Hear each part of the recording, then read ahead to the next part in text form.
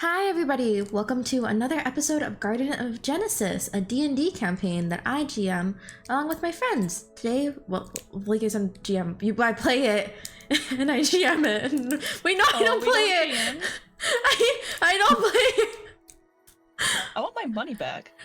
I GM and my friends are GMing today. Okay, everybody go.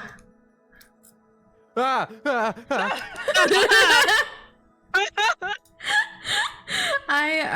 GM this game and I play with my friends. Today we're here with Party 1, which is Onion playing Prominence, Syl playing Drake, and Nemu playing Uriah. Nabu is also a member of Party 1, but he is not here today because he hates us. He is not here today because he has things to take care of. He wants us all to explode and die. Literally. Also, welcome in Syl. Congrats on being first. Welcome in Spinny. Welcome in Red. Congrats on being second. Welcome in Women. We'll be having a good day. Lemon says, have fun with D&D. Thank you, Lemon. We do fun facts before summary, right? Yes, because we forget the summary by the time fun facts are over. Okay. So then we'll go left to right like usual. So Onion, then Syl, then Nemu. Hi, I'm Onion. I play Prominence, and I am also a streamer. Talk. Yeah. For my fun fact, Prominence. I think we're all doing like a theme today, aren't we? Yeah. Yeah. So my character grew up with multiple pets, all cats. He had multiple cats.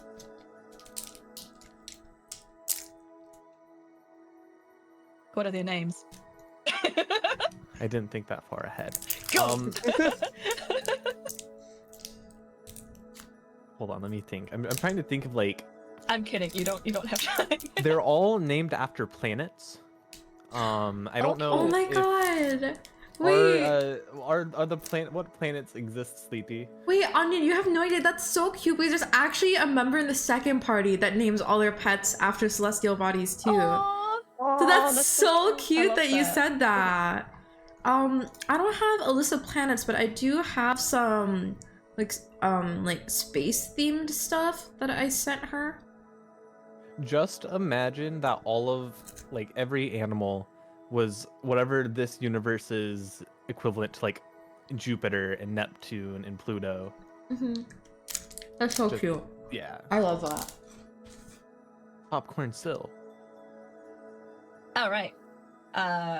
Drake's family has had a number of pets, probably. I don't know. But Jake personally has had one particular pet. He only looked after her for like a day. But she was a very cute baby goat. What happened to the baby goat, Syl? You know, with kids, they just grow up. Do they ever turn into Into a human. humans, Syl? Yeah.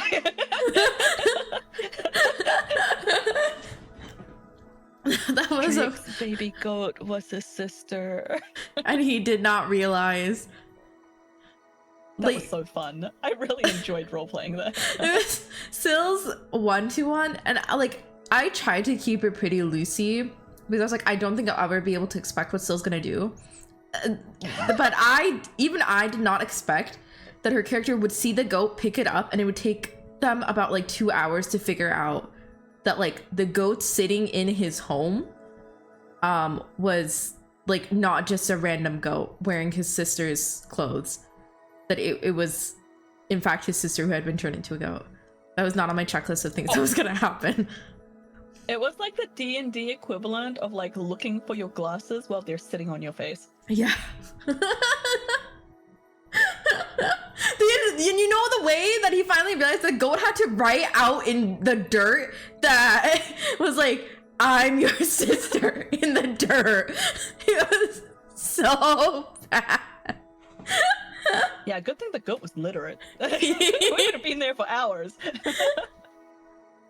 Okay, Nemu. Oh wait, sorry, Nabu. Okay, that's so great, Nabu. Nemu. Nice. Uriah's never had a pet, but she would like a snow leopard. And I feel like she'd name it Leppy, but then Wait, oh, Well, we'll see. leopard?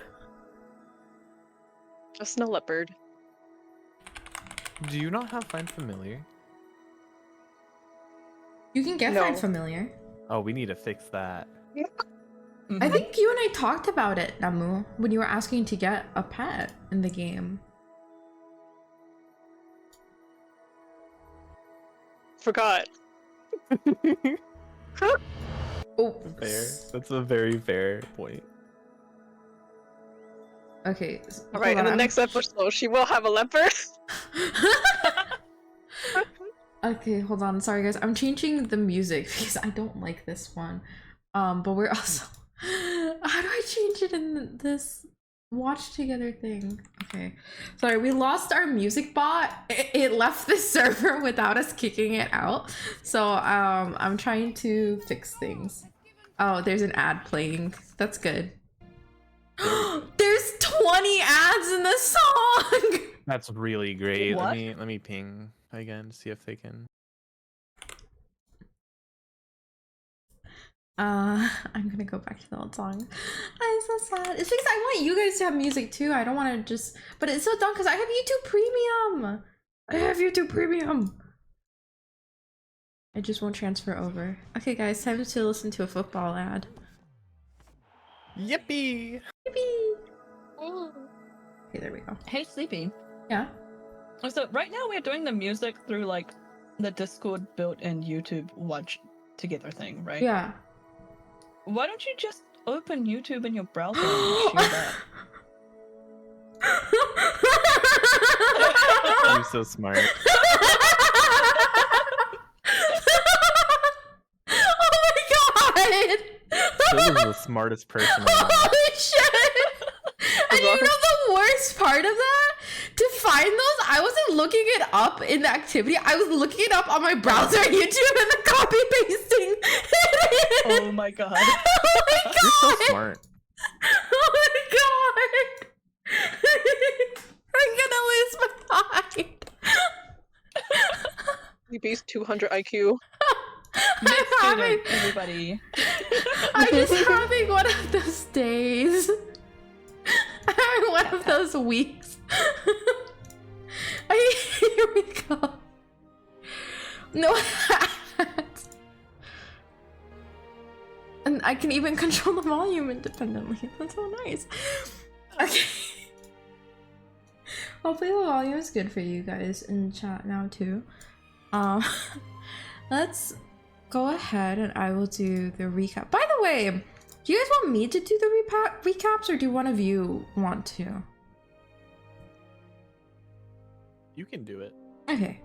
I've been doing it because there's been like a month in between the sessions, so I was like, I feel like it's probably easier for me to do it than you guys, but I don't remember if I ever asked. Okay, I'm reminding myself. Wait. Was that session, it included the haunted house, the last one?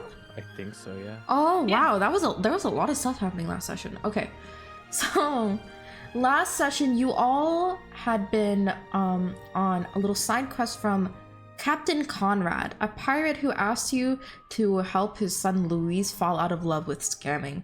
He basically wanted you to go to his most recent scam venture and shake him up. So you found out that it was a haunted house. You went through the house, you peed in some closets, and you threw down a very expensive statue, which seemed to be enough to rattle Luis up. And Captain Conrad, the next morning, gave you your gold, your reward, and gave you a little more information about what's been going around town. So, you know that Kaplos was the birthplace of Trilla. That's where all the sources of corruption are. And since the gods are so old, it wouldn't be unreasonable that their old birthplaces are now underwater. So that's probably why the town has been having bad seas and weather lately. So Captain Conrad basically offered to take you all out because he's the most pog pirate and salesman in the whole town, and is the only one who can really take you out there. So you all boarded upon the ship, you murdered some mermen, merpeople, and now you're setting off towards a storm.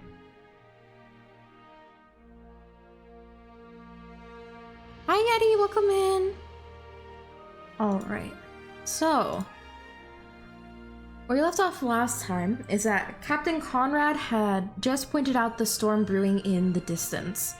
So for all of you, as you look out, you see lightning streaking against dark clouds, and you see huge waves in the distance. Captain Conrad looks back to all of you. If you all want to head in there, I can try my best, but it will be a tough ride. What's the plan?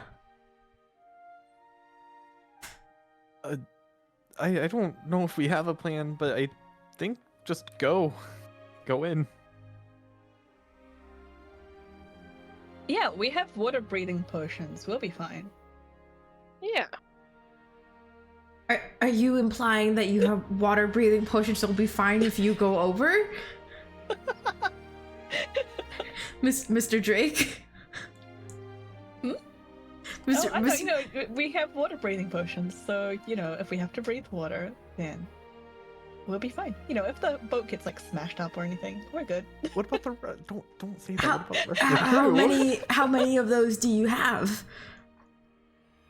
Oh, Juniper, how many do you have?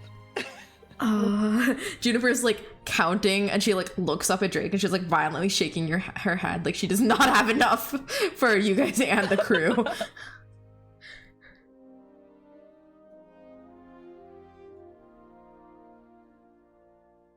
One second, I got sent.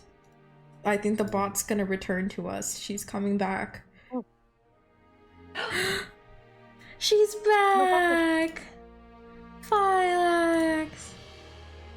She doesn't have access to the Welcome channel. back, music bot. Oh my god. Okay, let me put her in.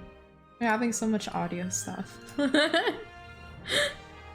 I feel like, okay, I'll do that during a break because right now this YouTube stuff is working fine. So, Captain Conrad will just give you a short nod then. Well, actually, no, wait, so how many water breathing potions do you have? Do you have enough to go around? No. Well, do you have enough for my crew? Do you know where kind of shrugs at you like, oh yeah. But you guys won't have enough for yourselves then if you just give it to Captain Conrad. Why do you have to say anything about the potions? What?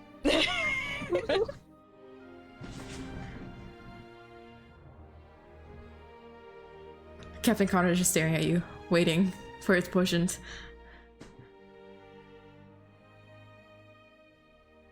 So these are 8-hour potions, right? Yes. If everybody takes a sip, then does everyone get 1 hour? Yeah. I mean, yes. I guess. So,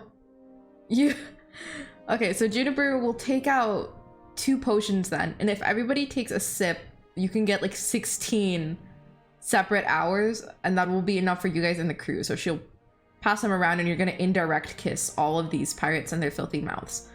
Oh. And the teeth they Make have sure we not all brushed get it in weeks. first. Make sure we get it first. Yeah. And then... Yeah. Did you tell that to Juniper before she started passing it around? Did you say it? No, but I assume she'd let us drink it first. She's gonna look at the 2 bottles that are already going around the pirates, and she's gonna sigh and pull out another one just for the party to share. So you've used up 3, so you have 7 left, which is still enough for all of you. And speaking of that, Juniper is gonna pull Prominence a little aside. Prominence, do you want? She's gonna stare at Lyra, who is slowly creeping towards you guys.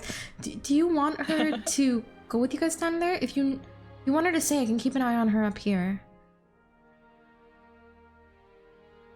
I probably have her stay.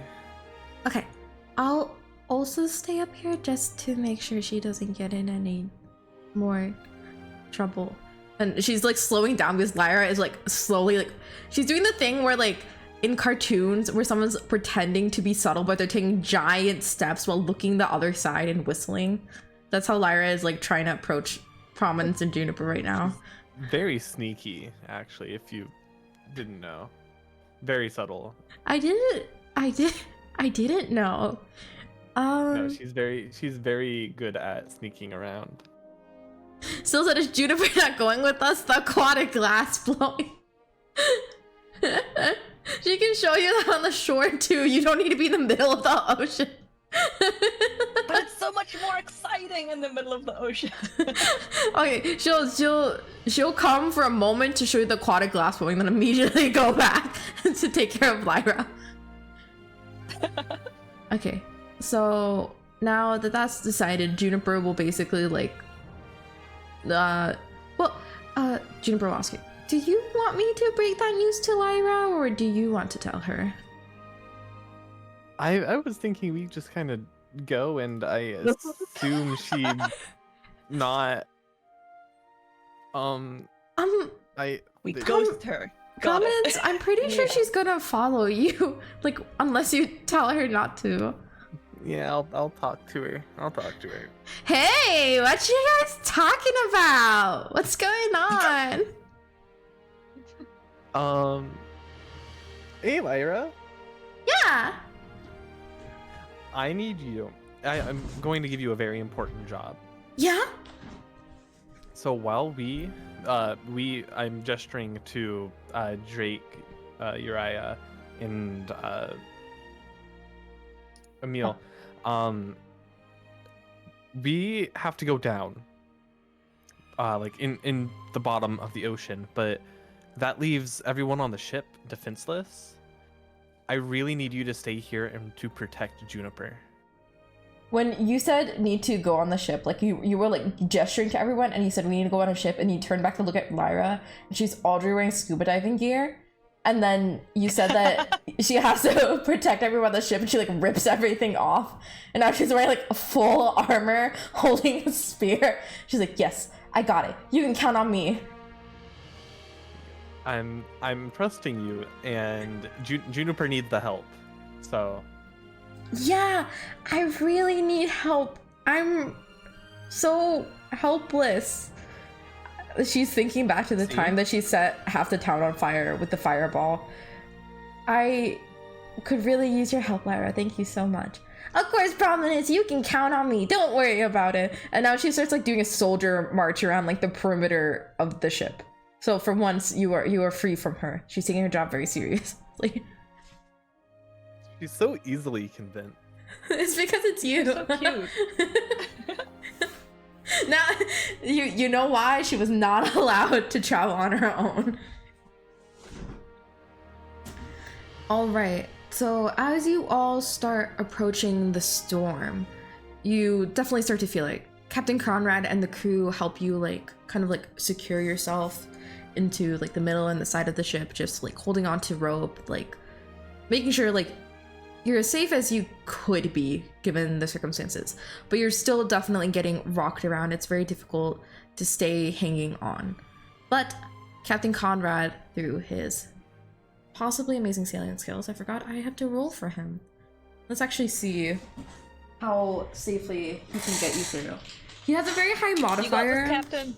so he will get you through, but we'll see whether the ship will be in one piece or not.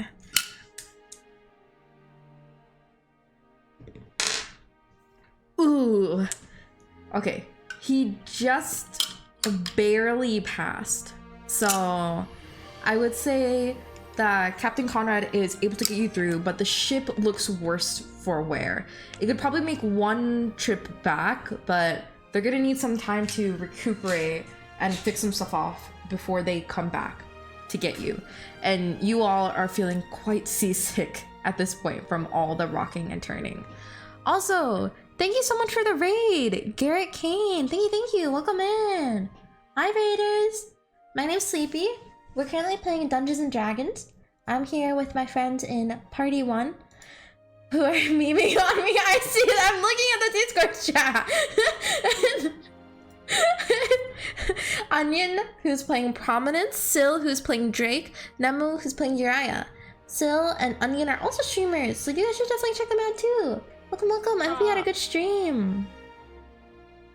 Welcome in, everybody. Oh, you guys were Welcome also in, playing everyone. D&D. I hope you guys had a good session. A pirate ship, yes, they are not getting pirated. They are the allies of the pirates. Basically, what's going on in the session right now is that the team is going on a quest to go underwater. They've befriended a pirate who is taking them into the eye of the storm or something to see what's going on. I hope you had a good stream. If you or any of the raiders need to head off to lurk and do some post-stream care, please feel free. We totally understand. Why is the DM saying or something? Because the DM might have actually said a spoiler and then didn't know how to recover.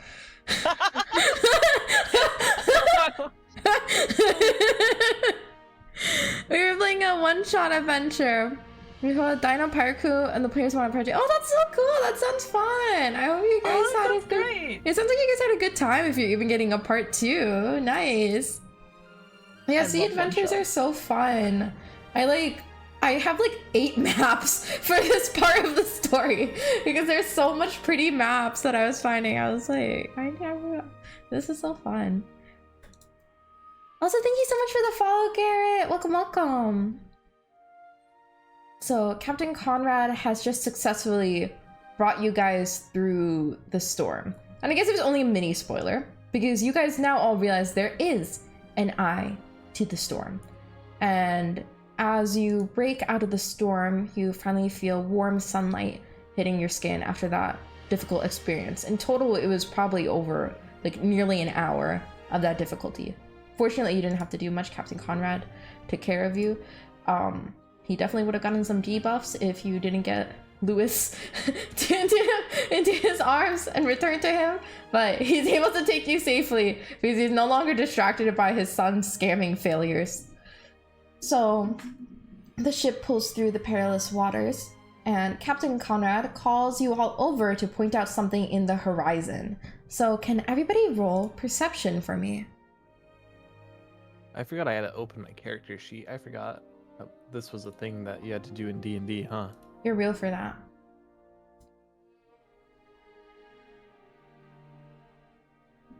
Said perception? Yeah, perception. We're perceiving real well, guys. Hell yeah. Oh no. Oh my god. Okay, I'm going Someone to... lied. For once, I'm gonna roll for an NPC's perception just to see if anybody gets this. Actually, let's roll for Emil first. Well, true, maybe. Oh shit, he got like a 17. Okay, Emil sees this. Let's So, go, Emil. okay, now I will play Nabu playing Emil. Guys, that island looks like a turtle. And then, now that Emil's pointed it out in such an eloquent way, you all look out into the distance, and you see the island that Conrad is pointing to is, in fact, a giant turtle with an island on its back. Cool. Captain Conrad seems to notice it for the first time too. It wasn't that obvious, especially from the distance you're looking at it. It would have just looked like a rocky island, but he finally like gasped a little bit in shock. I thought that was just an island. This must be the beast that's causing all the troubles. It's so huge. That must be the cause of all the waves and everything. Oh my god, I've never seen anything like this.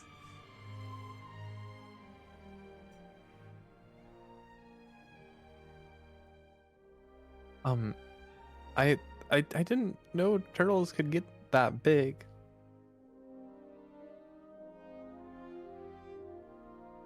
Are we gonna climb him? Do we like?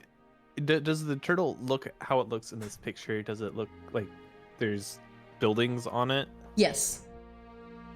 I guess I. Yeah. Should we go to it? Guys, what do turtles eat? Seaweed? Yeah, like plants and stuff, don't they? Do we look like a plant? What do really big turtles eat? We could ask it. Seaweed? So, you guys are like... You guys aren't close enough to like talk to the turtle, if that's what Onion was asking? No, I was just saying we could ask it. Okay.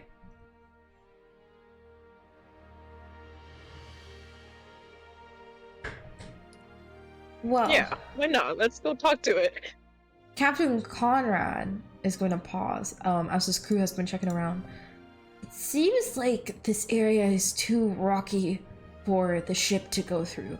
And you can see you're like a mile out from the shore. So if you need to, you can swim out there. It is going to be difficult though. I'm sorry, I don't think we can take you any farther than this.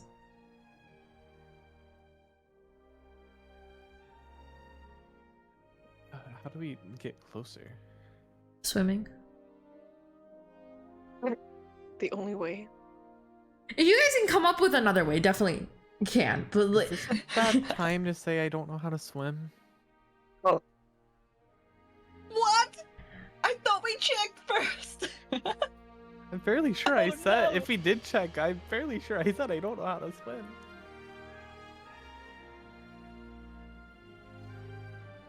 I'm fire or I guess I'm not fire Guys. like literally, but like Guys, can we swap out Juniper for Onion? we just take a player character out. Conrad, do you have like dinghies? Like Inflatables? little, like rafts? We Yeah, floating. do. Duck-shaped, maybe. I think that you could take a dinghy as close as you. I think you can take it like part of the way to the shore, but you will have to be very careful. It still is like rocky, and you can see like as you're getting closer to the shore, there's like rocks and stuff like jutting like out of the sea as well, which is what he seems to be worried about. But you could definitely try to do that, and that would definitely like get you like fairly close, like to the shore. Wait, isn't there like a rescue smaller ship that we can take? Yeah, that's what a dinghy is. Oh, I did not know that. Okay. Yeah, I'm not dinghy sure is if like it's a called little something rowboat. else. Yeah, I'm No, not sure you're if right, it's you're called right. something else, but dinghy, rowboat, emergency ship. I've always called it a dinghy, even though I know it's wrong.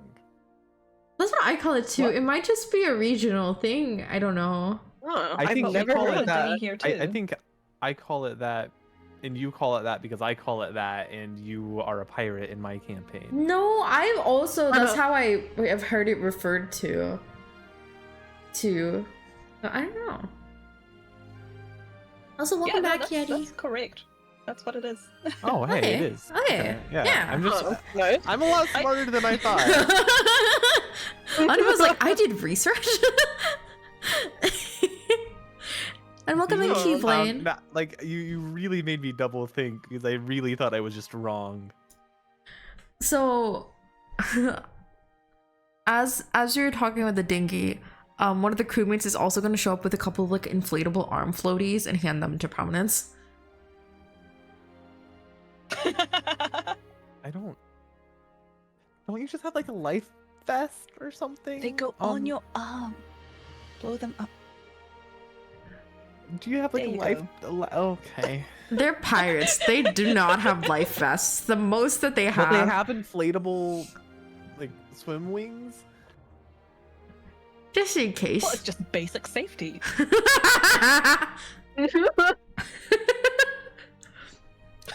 Yeah, Prominence. I think that sounds really reasonable. Let's go. Let's get on a dinghy and go. Okay. The crew's gonna help set out one of the dinghies for you. And you all are able to like slide down a rope and onto the dinghy. I'm not gonna make you roll for that because I don't wanna force Prominence into the water, and also because the crew's helping you out with that. Before you leave, Captain Conrad will let you know. So it sounds like those potions last about 8 hours. And Juniper is gonna hand over these potions to Drake, because I looked over and that's the first person who I saw. Juniper's gonna hand 4 water breathing potions to. Actually, She's gonna hand you all 7. You have 7 Oh, we remain. each You... get 7. No. You have a total of 7. 7. Okay. I had one in my inventory. I think we might have split them last session too. I don't remember. Yeah, I thought we ended up handing them all to Juniper at some point. Okay. But now she's just like giving them back. Yeah. Okay, yeah. So, But- 2, 2, 3, or I guess. No, Well, no, Emil because needs one. Emil needs one, so it's basically that somebody will only have 1. So that'll come up if you guys go over the 8 hours. But for now, basically, you guys are set for the next 8 hours, and you have 3 extra ones Prominence just in has case. floaties. So She'll be yeah, fine. she doesn't need a second one. Right. I mean, if I can breathe underwater, I don't need the floaties. Yeah, exactly. So you have floaties, so you don't need the second one. Solved. Let's go. But if we need, okay. Okay. Let's go. Let's swim. So Captain By swim, Conrad. I mean sink. Okay, tips the Bodo. Captain Conrad will let you know. So I've been told that those potions will last about 8 hours and you'll also be on the island. So we'll come back in about 7 hours to pick you all up. But we've gotta go back and, well, we can't just hang out here for so long, not so near the storm. So we'll head out and come back then, okay? Okay, thank you. And then Travel safe. Juniper's like holding on to Lyra's arm, like in the way that you hold on a toddler to make sure they don't run into traffic. As like Lyra's like leaning over the edge of the boat, just like staring at her prominence bobbing away in the boat. I And think Prominence Bye, is going Juniper. to try not to look because I think she'd be sad if she looked. aww. Aw. Bye, Jake. Oh, also, so I How's forgot. Emil doing? Emil's vomiting off the side of the ship. So I forgot. Can you roll a wisdom? This is like just a daily thing. Can you roll a wisdom check for Drake?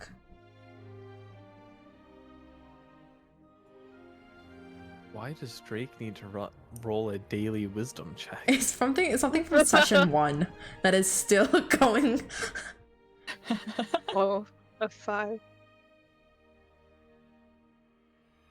A 5? Oh no. Maybe I should lower the threshold. No! No, you want the challenge? If it's what I think it is, then yeah. Yeah, okay. If you want it, then I don't mind. I feel bad because I'm like, I don't want to keep this thing on you if you don't want it, but if you don't mind, then okay.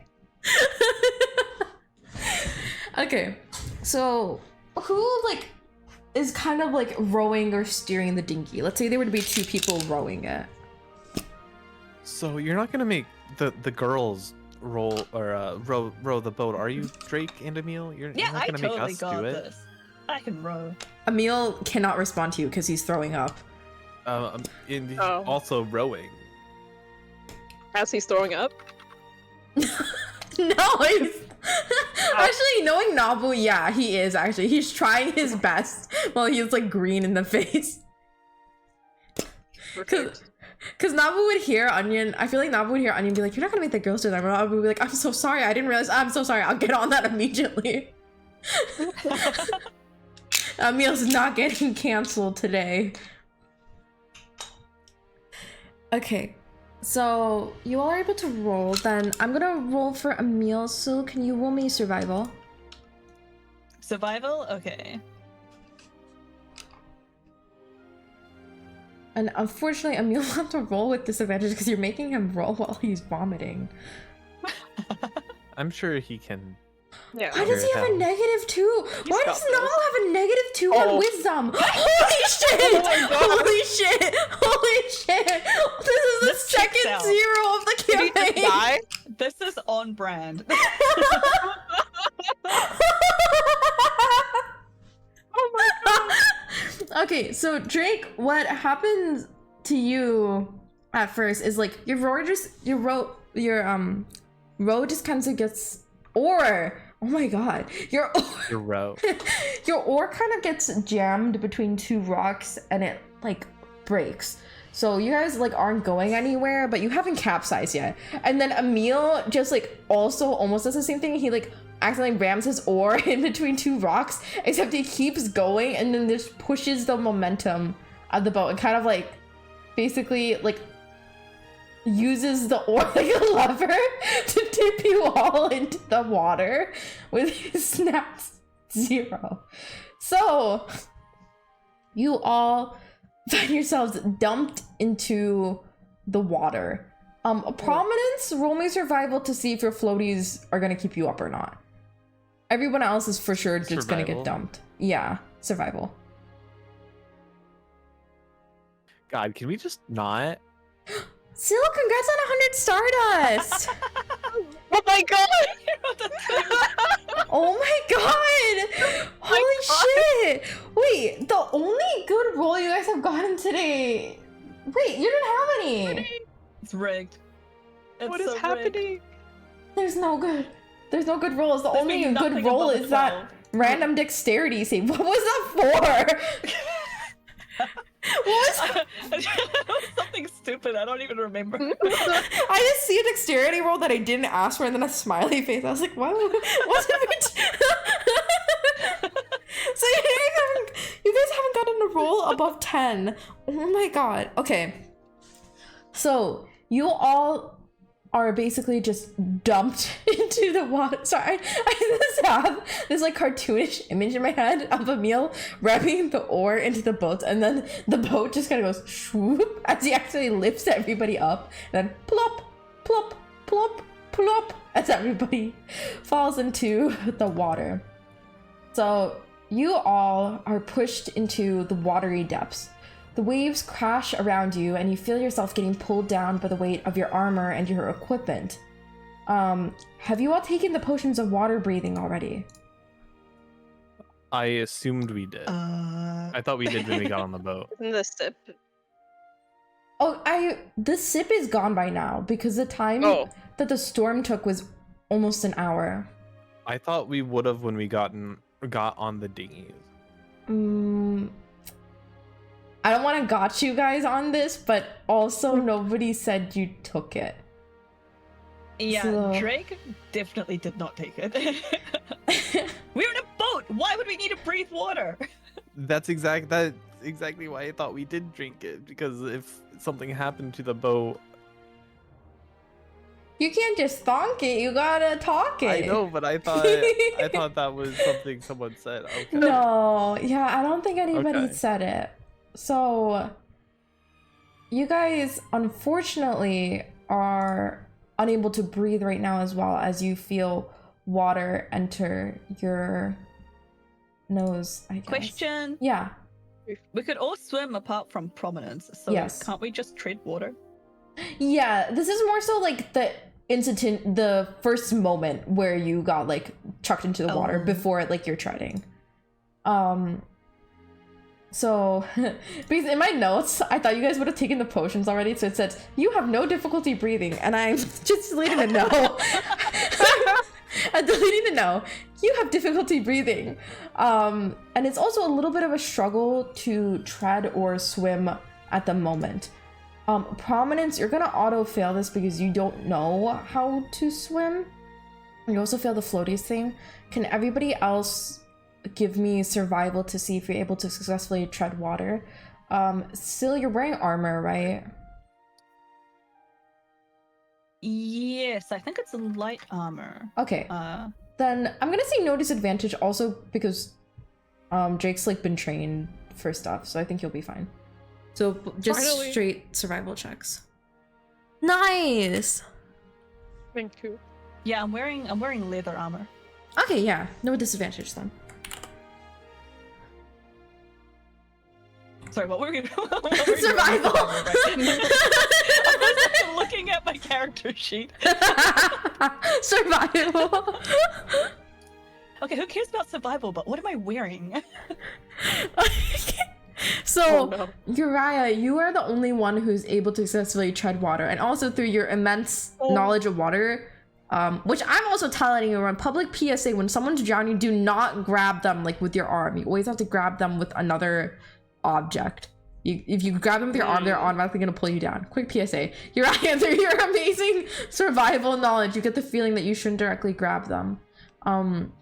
If you want to look around for an oar or something to help them up, you can. But for the people underneath the water, you are struggling to tread or swim, especially Prominence, who I imagine is quite startled by the situation and nervous because she's not able to swim at all. But the struggle actually doesn't last very long. After a few moments, you suddenly feel as though you're lightened considerably. The water doesn't feel so difficult to move against. Suddenly, you can swim with ease, even Prominence, and your equipment isn't weighing you down. So I guess we just needed like 5 minutes of practice. Yeah. Let me pop you guys over here. So I assume that you all are gonna like head to the surface with that, right? Yeah. Okay. You don't have to put yourself on this map. Actually, go ahead and put yourselves on the map because I'm not sure what you're going to do. So towards like the bottom of the map, pop yourselves there. The bottom of the map. Yeah, like bottom-ish. Yeah. It's a very big map because you're in the ocean. Holy shit. I'm lagging so bad. There's like a sunken city thing, or like a temple or something. Mm-hmm. So as you all are able to reach the surface, I think the first thing you do notice is like kind of like glowing city. And the second thing you notice as it shoots out of the water is a little sparkling yellow object. And let me put him on the screen. So what you see floating in front of Emil is a small version of this guy. I'm just making him bigger so you guys can see him easy. Grab But- him, we've become invincible for a while. Oh, is this the thing you said was a reference only Nabu would get? Yeah, I hope somebody in chat can You get think it too. I've not played Starmie? Starfy! Starfy, whatever? I didn't realize you played it! Yeah, it's Starfy! Because I was thinking, because I was like, well, Chula's like stars, so I want some star creature. And I was like, star creature in water? Starfy! It has to be Starfy. For those who don't know, Starfy was like my favorite one of my favorite video games as a child. And it's literally about a little star guy who lives in the sea. And I was like, I have to put him in here. I 100% played Legend of Starfy, but I don't remember it like at all. I kind of played it a little bit again recently, so I kind of remember it. So he's like small, like he's maybe the size of your head. I'm just making him bigger so you guys can see how cute he is. I remember it being really hard. I think it was mixed. I played it with my brother, so I don't remember having too much trouble, but he probably also like was able to help me. Yeah, because it was like I'm gonna say a Kirby knockoff, but it wasn't like actually a knockoff. It wasn't a knockoff, but it was like, I get what you mean. It was like the same like kind of vibes as Kirby. Yeah. And yeah, the Onion sent some of his like different forms. He has a seal form. That's so cute. So you all realize as they shoot out of the water too that each of you has a different star with you. And because I don't want to get copyright bonk, the yellow one is going to introduce itself to you as Starly. Hi, I'm Starly! And each of you has a Starly with you. Emil has the yellow one, Uriah has a white one, Drake has a blue one, and Prominence has a pink one with a bow on its head. Aww. Which I think Onion will know that's in the game Starfy's sister, whose name is actually Starly. What color was Drake's? Drake's was blue. Blue.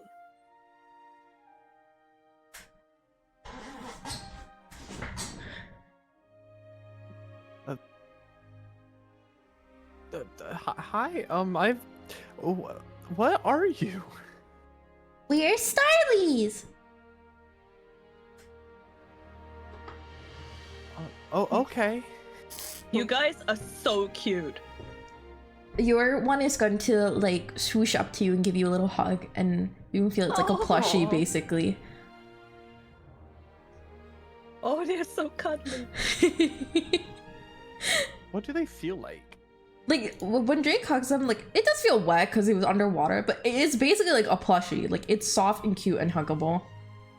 Can I grab it? Well, you're gonna grab it or like ask to touch it. Are you just like rat grabbing it?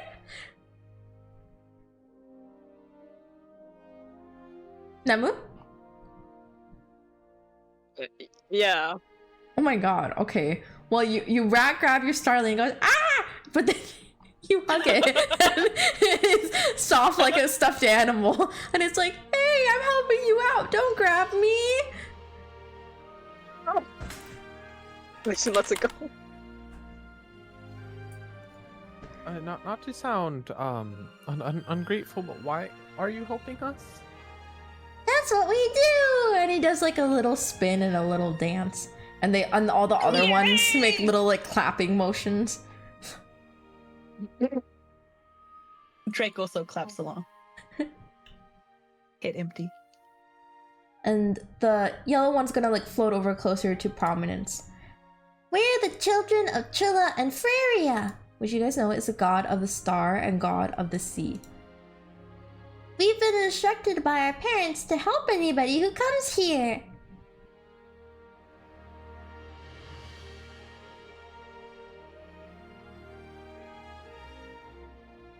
Hold on, I'm taking notes. You're fine, don't worry. And I'll also let you guys know now, if you're writing the description of them down, their full description in here is, Starlies are the children of Trilla and Feria. They are friendly magical creatures that can assist companions in swimming and other underwater actions. As long as your Starly is by you, your swim speed is the same as your walking speed. So this is also a good time to talk a little bit about the underwater mechanics in 5e. The reason that's relevant is normally your swim speed is like halved, and for Prominence she'd like have none because she can't swim. So they basically get rid of that effect for you. We're still keeping some of the other 5e rules, so you have resistance to fire damage because you're going to be underwater. Most melee weapon attacks have disadvantage and most ranged weapon attacks have disadvantage. But I believe most of your guys' weapons are fine. And also, normally they'd say that spells that have verbal components wouldn't work. As long as your Starly is like in your bubble, you're going to be able to speak to each other. So the exceptions for weapons, like these weapons are fine. You don't roll with disadvantage. Dagger, javelin, short sword, spear, trident, crossbow, net, or other weapons that are thrown in a similar manner to the javelin, such as a spear or a trident.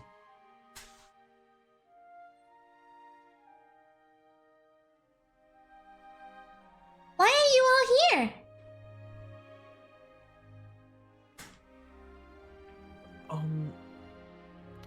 We're here to... We're here to save the world! Yeah, that... Oh my god, yay! And they all like clap their hands together again. Clap, clap, clap, clap, clap, clap. Yeah, I can't do it because my mic won't pick it up, but exactly like that. How are you gonna save the world? With your help! And the viewers at home! Oh my god, yay! And then they clap again.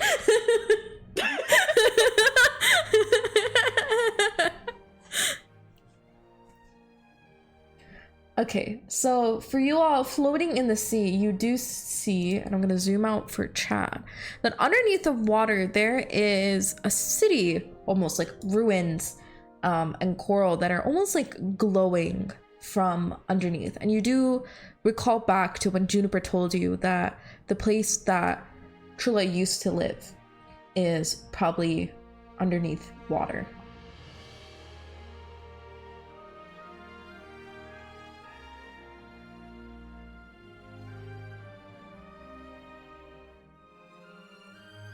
Say it again, I'm sorry.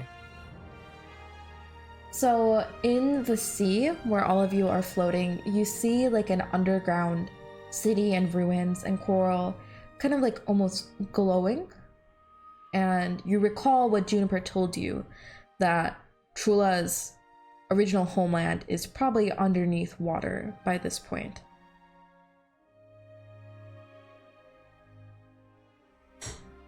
The Starlies said that they're what they refer to like their parents or something. Yeah. Said to look after. Okay. they said that they're the children of Trula and Freya, which is the god of the stars and god of the seas. And they said that those are their parents, and then they were just told to help people. Hey, Starly, are your parents home? Our parents are up there. And they like rotate so their arm is like pointing at the sky. That's where they live. Who's down there? Points to glowing city thing. They like rotate again, so like their arms pointing downward. Oh, that's where our parents used to live. So are they like renting out the place now, or? No, it's underwater. Oh.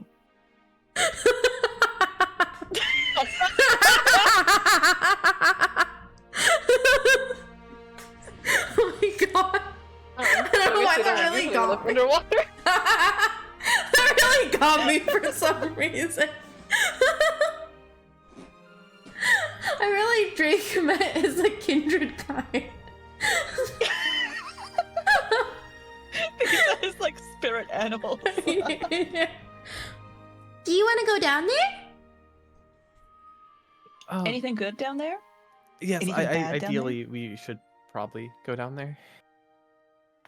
Okay, up and away! And Emil Wait, let me Starly's gonna like drag him down before you all have a chance to say anything. But your Starlies are waiting for you. Have we taken the potion yet? Are they just dragging us underwater without us having drinking the potion? Oh frick! I forced Emil into that, so I said Emil would have drank his potion. But yeah, you guys have a moment now to drink your potions. Okay.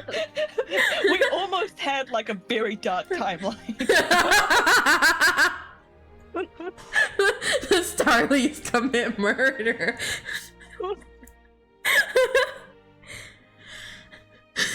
Hi, Jaya. Wonderful moment for you to come in.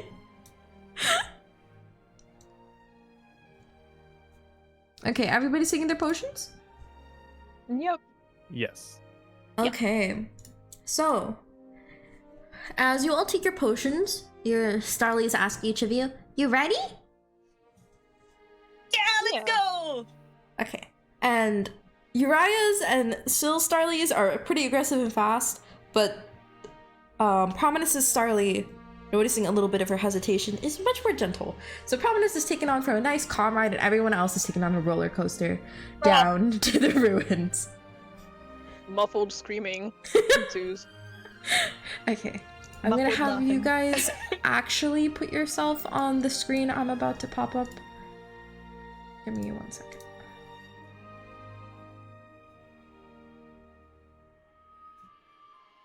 Pretty! Yeah.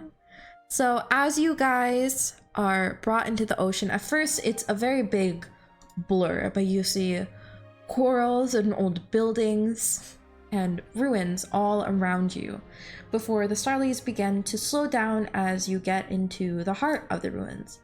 And you see that it's a coral merperson settlement.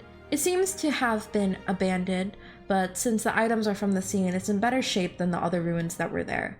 There's houses made out of seashells, there are glowing corals and gems everywhere, and you can see around that there's still some rubble from the old civilization. And in the distance, you can see that there is like a more noticeable, I guess I would say, piece of land rubble. Something that looks like it could have been a castle once upon a time, a long time ago.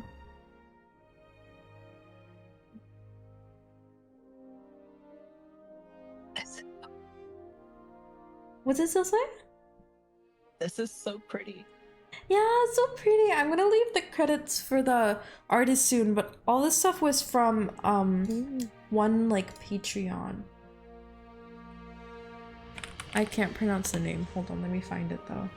From Size and Peku. It's really nice. They have like 50 different maps, and if you just like pay $1 for their Patreon, you get access to everything. Oh my god, $1? Yeah, $1. It's crazy. Yeah. So, you all are now in this kind of magical, mystical coral city with ruins and rubble around you. So if you guys want to go ahead to like that kind of like castle area that you were seeing, you can basically try to head into like the top left of the screen, but it's up to you if you want to explore, head there. Yurai's gonna pick up some gems. So most of the gems are embedded into Oh. like the ground, but I did know you were going to do this, so I did predetermine an amount of loot that you would get. So you're able to find 2 gems that are looser in place. You're able to nab them and pop them in your Yay. bag. Yay. Your eye commits property damage. It's all so damaged already. It's ruined. What is everybody else doing? Do all of the buildings look like they are like post being underwater buildings?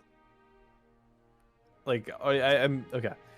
Do any of the buildings look like they existed before they were underwater? Like, Does that make sense? so it's a mix of buildings that were previously were on land and have become like ruins and rubble. But then also within like the middle where you guys are now, there's also like a small merperson settlement. Like that's Okay. also like old. So it's like abandoned, but it's more new compared to the rubble. Can we like look around and see if we can work out why it was abandoned? Yeah. Why don't you roll me investigation? This is going to go well. I'll roll.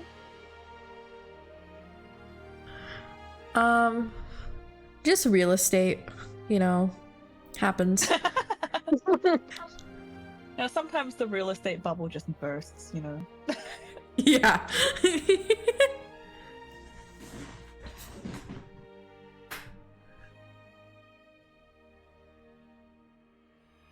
What is Prominence doing?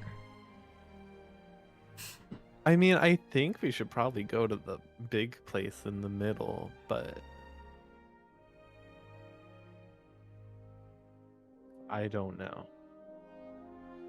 While you're doing this, can everybody tell me their passive perceptions? We rolled it? No, It is your just- passive perception is a set stat. So if you look like on D&D Beyond on the left side of your screen, there's a senses Oh. section. Did Yeah, I tell you? yeah. Let me know what it is.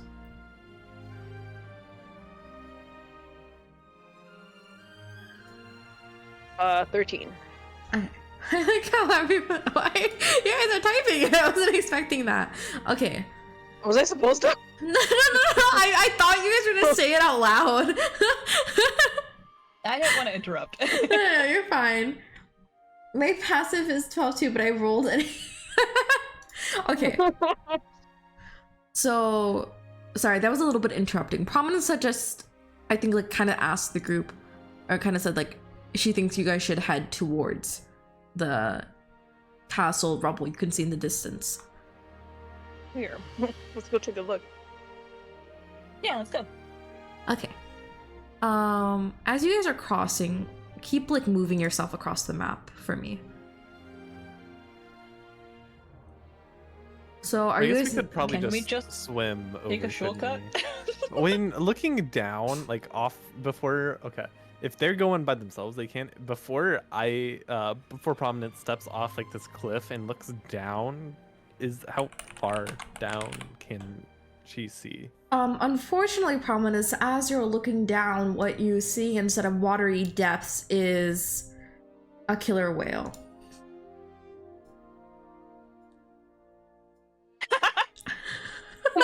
No, you're in combat. Go back. No, she was just looking over the ledge.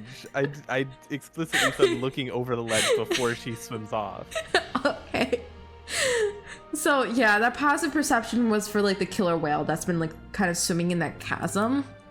So everybody roll initiative. Yippee! I mean, oh no. Oh. Oops, I forgot to Man, clear I it. Wait, love don't roll that yet. I have okay.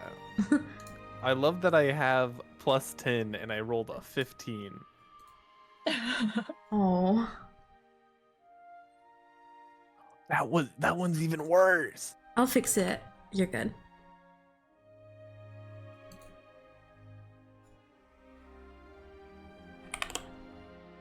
Where's Uriah? Oh my god, you guys are so far from poor prominence. Oh, And just because I had balanced it this way, let me pop a meal on, and he'll just keep punching it over and over. is he still throwing up? I feel like he's okay now. I feel like his Starly was probably... Well, no, his Starly, actually, I said he took him for a ride, so actually he's suffering too. But he can't throw up underwater. I feel like that's too difficult, like the back pressure. Yeah, meal. Nobody's getting good rolls today. Oh my god. Okay, hopefully the whale doesn't roll well either. Well, the whale does get a surprise attack first, but I'll roll just no initiative now too. Oh, thankfully it rolled low. Okay. I guess we're like back more over this way then. Yeah, I think you guys were closer when like the whale came up. Hi, Aqua! Yeah, Aqua! We're literally in an underwater city. It's so Aqua core. Okay, so the killer whale is going to get a surprise attack first. Give me 1 sec. I'm gonna pull up its stats. Question. Yes. Can the Starlies communicate with sea creatures?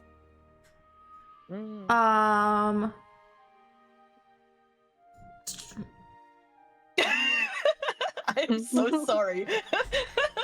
I feel like they can kind of communicate because they're animals, but they are like tiny, like small creatures. So I think they're more like of a prey animal, to be honest. Like in terms of like dissuading the killer whale. Like you can like ask them to like tell it to go away or something. I'm just not sure if it would work. Like I would say like the DC would have to be like pretty like high or something. Say no more. And also what the Starlies are going to do, because they noticed a little bit before you, they're gonna go, Starlies, force field! And they're gonna like gather in front of Prominence and set up like a little magical field. So whatever damage the orca is about to do to you will get halved. So they can only do that to one person at a Wait. time, because they are so small. But they can half your damage a little bit. So Mr. Orca is going to just kind of like ram into you with the speed that it's going at. So this is basically just its force damage. I'm gonna roll it. It does an 18 hit. Wait, that's a 24. That's so Prominence? crazy. Yeah. Oh my god. Yeah, that hits. Okay, so I'm gonna roll. It's I've got to read the damage it does. Oh my god!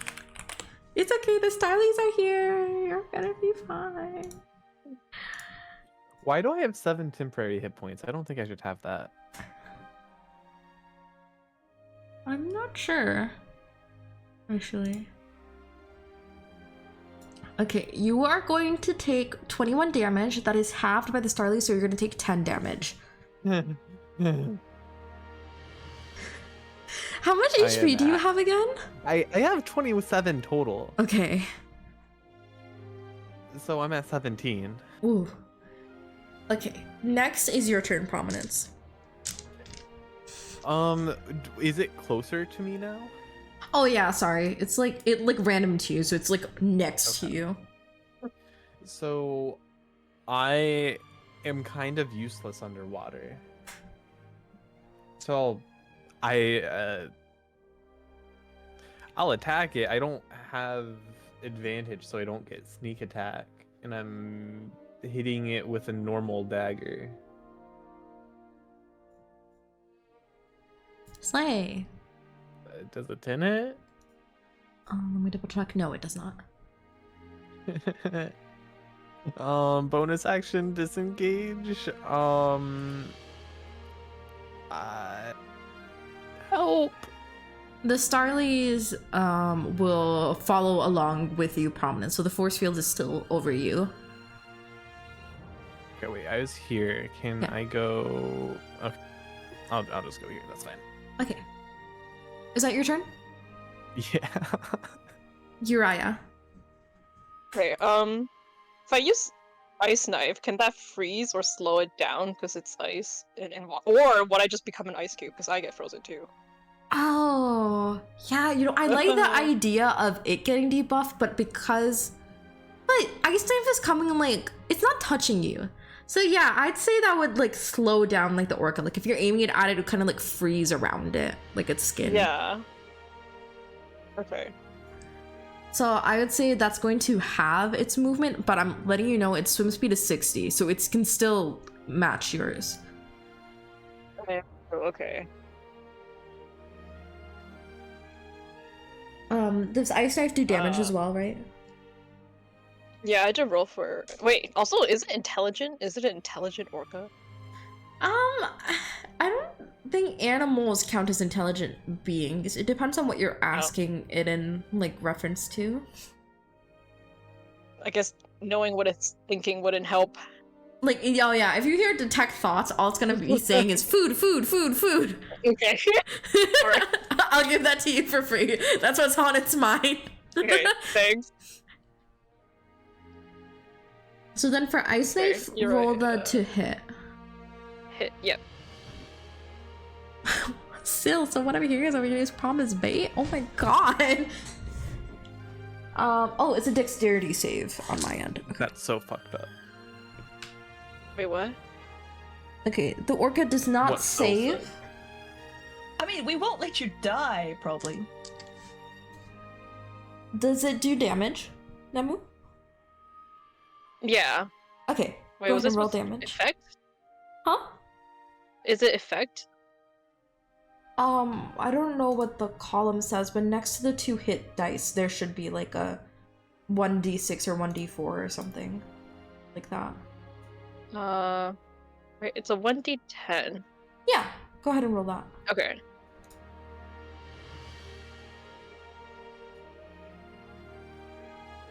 Oh!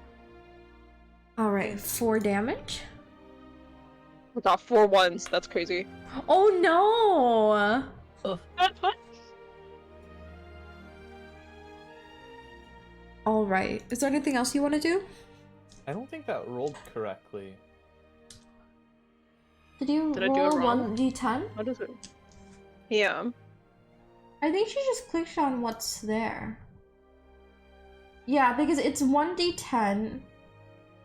And did it roll the cold damage too? It is 3 ones. Yes, yeah. Okay. Yeah. Sorry, I was looking at the total damage and it said 1 plus 3, so I was confused. But yeah. Oh, yeah. I guess I was hella unlucky. The rolls today! Okay. Is there anything else you want to do? I can't cast anything, right? Yeah, you can use a cantrip, but you can't cast another spell for a bonus action. If that cantrip, it can be used as a bonus action. But I think the only bonus action you have is 2-weapon fighting, so no spells.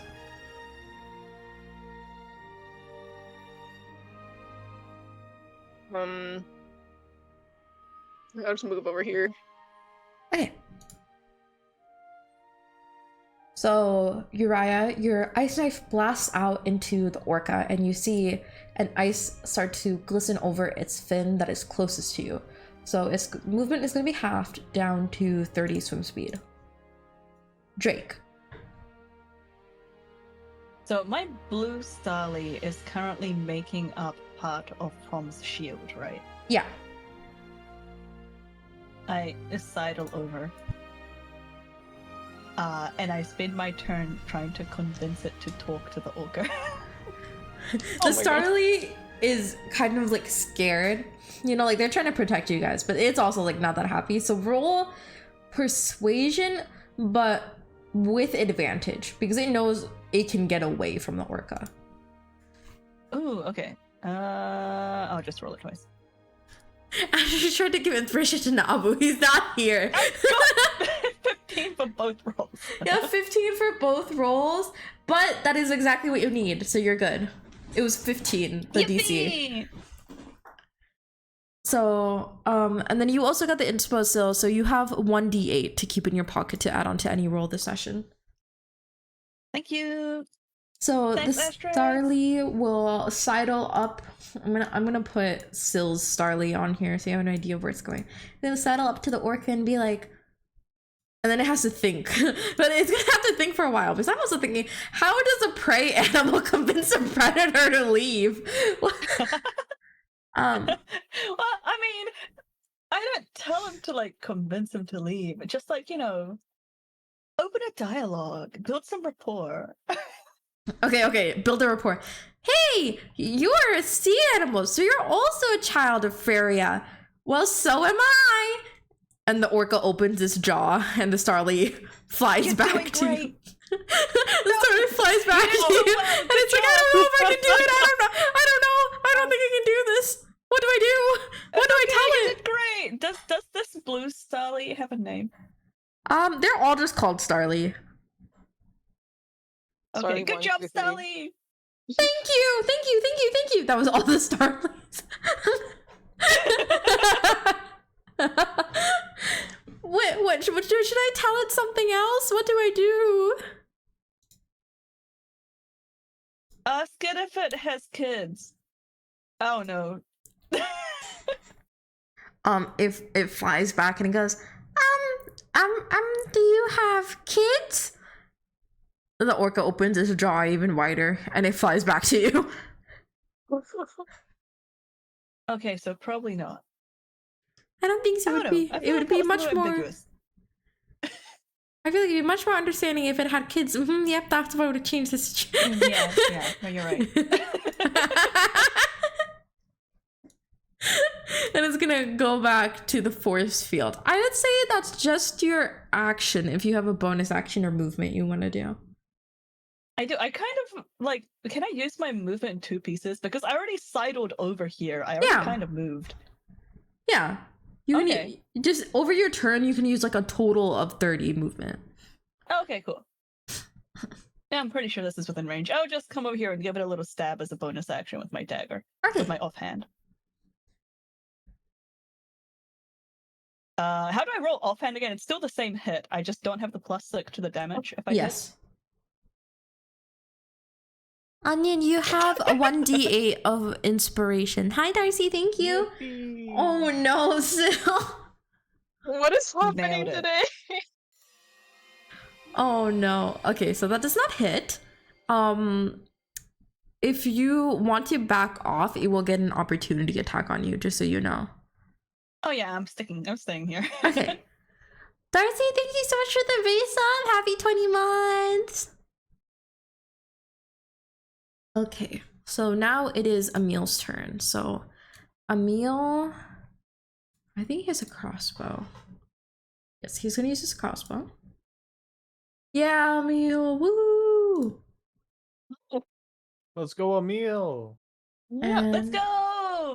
it's pretty good. So Emil shoots the orca in the side, and he's gonna stay right where he is. And it's now the whale's turn.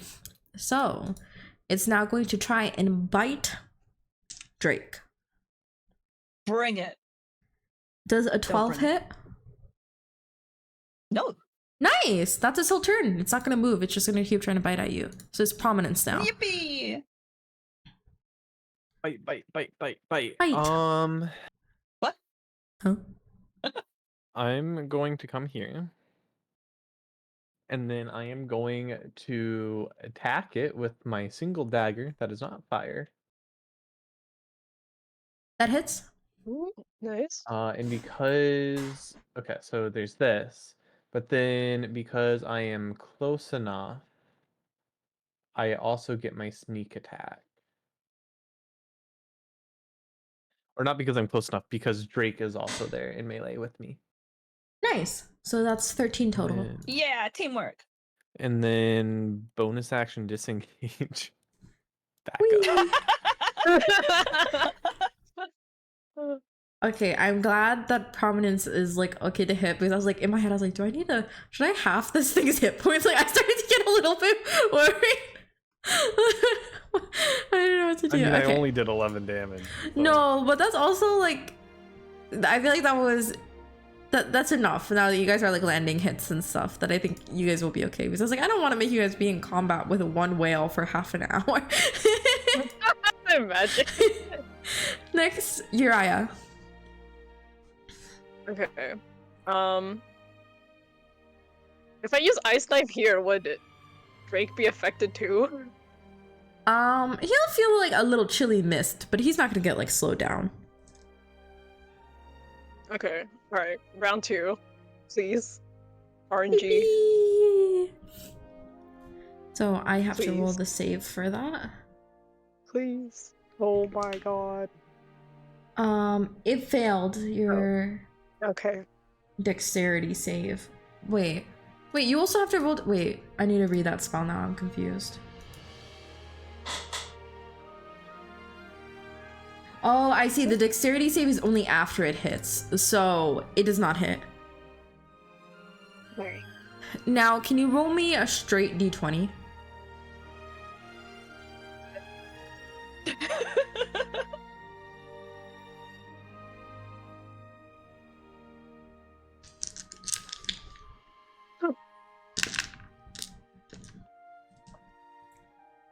It's getting there at 1 frame per second. I figured that Oh, your no. computer's just lagging.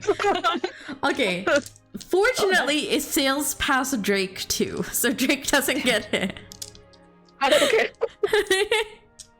I was gonna make him take the damage, but I was like, it would be funny if he just like his like pinky finger be is just so iced. Yeah. But Uriah was like, I'm gonna miss, so I'm gonna totally miss, and she like aimed it away from Drake. Damn it! What do you mean, damn it? Did you want it? Did you want to hit him? We're all for I the just- spicy takes here. Anything else you want to do? I can't cast any more spells, right? No. Okay, I'm just gonna... Wait, I can cast a cantrip, right? You can cast a cantrip if it's already a bonus action. Like most spells can't be bonus actions. When I looked at your Oh, character sheet, okay. you don't have anything that could be. Okay. I just, I just keep paddling wherever I am. Okay. And I would say now, because Prominence seems to be okay and is focused on Drake, the force field's gonna sidle on up to, not sidle on up, they're not slow. They're gonna shoot over to Drake and protect him from the orca now. Does that mean I Friends! can't swim anymore? One Starly stays back with Prominence. Did I just start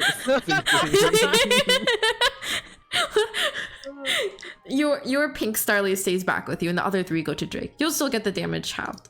Now it's Drake's turn. All right, buddies, let's go. Yippee! I'm gonna go a little 1-2 with my yippee! dagger. Okay, So this is my main.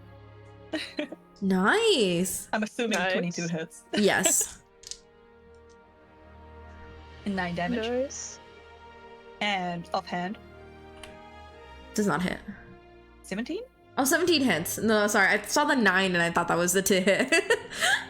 Oh no, that's the damage. Yeah.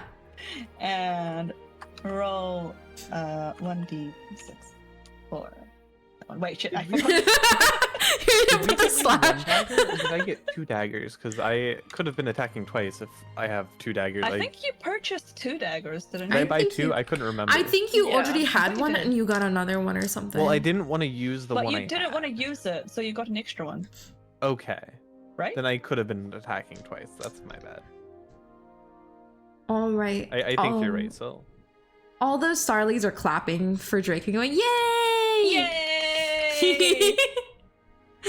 I couldn't have done it without you guys, fam. Nice work, Stollies. Anything else you want to do? I think you move. No. A meal. I will continue to stand in the way. A meal hits. and does 5 damage. And now it is the killer whale's turn. It would have been really funny if on Drake's turn you just ran away, like ran behind us with this shield. You just let us take it. If I was playing a different character, maybe I would have. Orca bites down at, so that's a 20, so I assume that hits. Yeah. Give me 1 second. 3, 4, 5 plus 4. You take 10 damage. It's halved because of the Starlies. So it was gonna be 20, you take 10. Thank you, Starlies. Yippee! Is everyone okay? Yippee! Yeah, they're okay because what they did is, like, if you can imagine, there's like a magic circle and they're all like rotating around it super fast, almost like they're like creating a whirlpool of magic is basically what they're doing. Pog. And... If it's a whirlpool, can I use it like a railgun? Wait, what? How do those two things? I'm so confused. I'm so confused. What do you mean? I want to peek into Syl's mind. What's that? I want to see what's going on in there. No, you don't. This, first of all, no, but I want to know what you mean by that. What do you mean? Can I use it like a railgun? Like they have like this whirlpool thing like next to me, right? Can I just like shoot like a crossbow through it and the whirlpool like helps it like along? So, Like right through the center. I feel like if the whirlpool worked like that, it probably wouldn't be deflecting stuff. I meant it more like it's like a whirlpool, but it's like a magic field. Because if it worked like that, then they'd be sucking the stuff into you instead of blocking it, right? No, because it'll be pointing outwards, right? Is that how whirlpools work? That if you go to the bottom of a whirlpool, No, it launches you into the air? No, Directional. that's not how that works.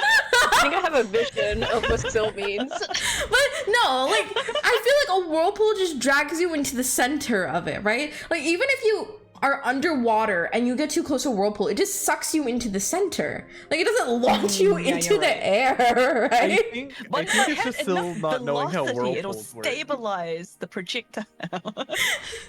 You know what? If you get a nat 20, you can.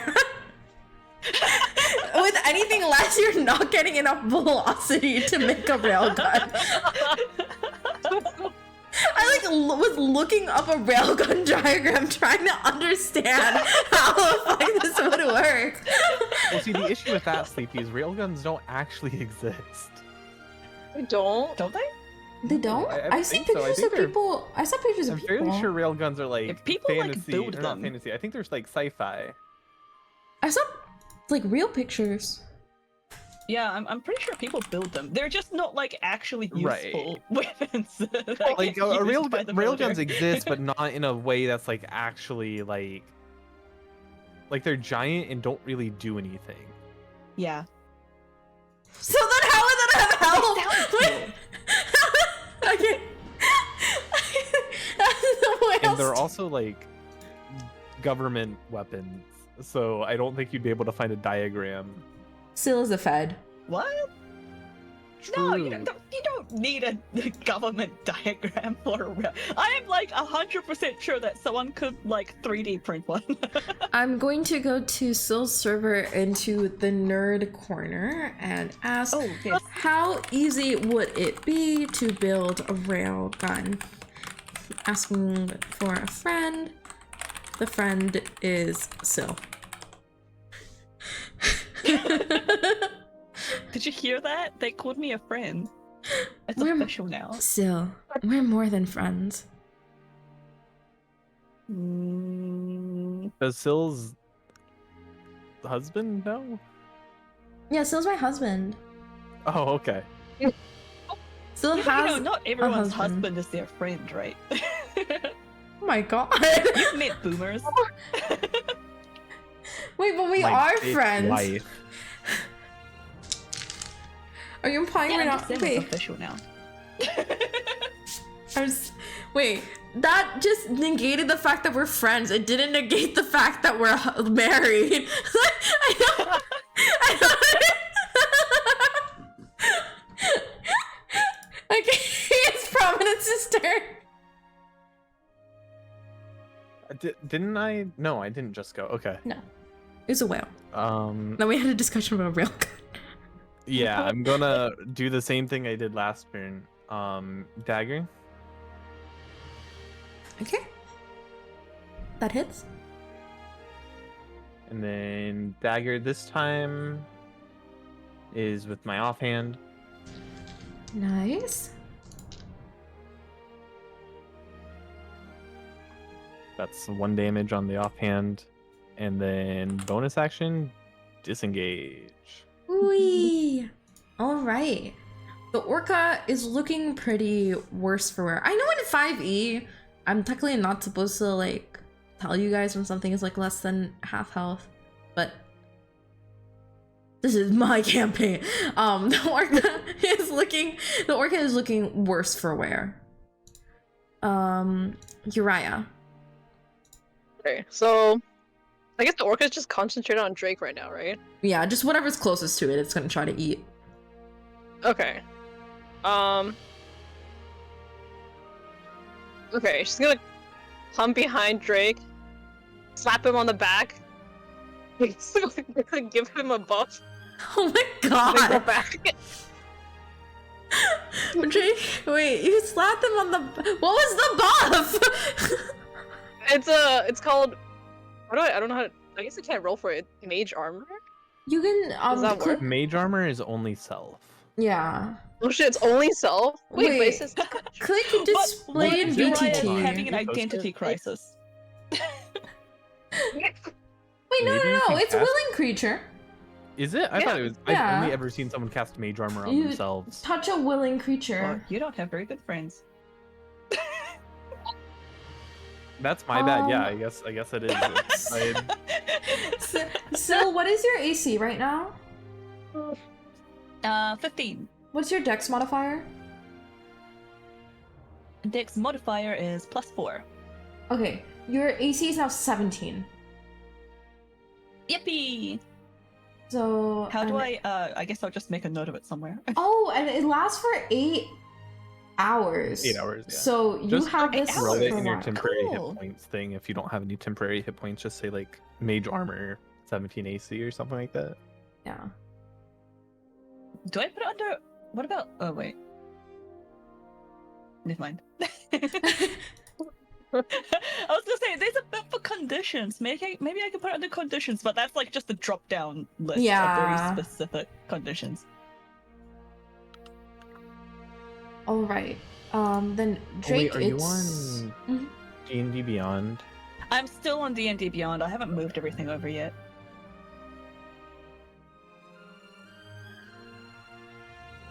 And then Drake, it's your turn whenever you're ready. Sleepy. Yeah. Oh, awesome. Just real quick.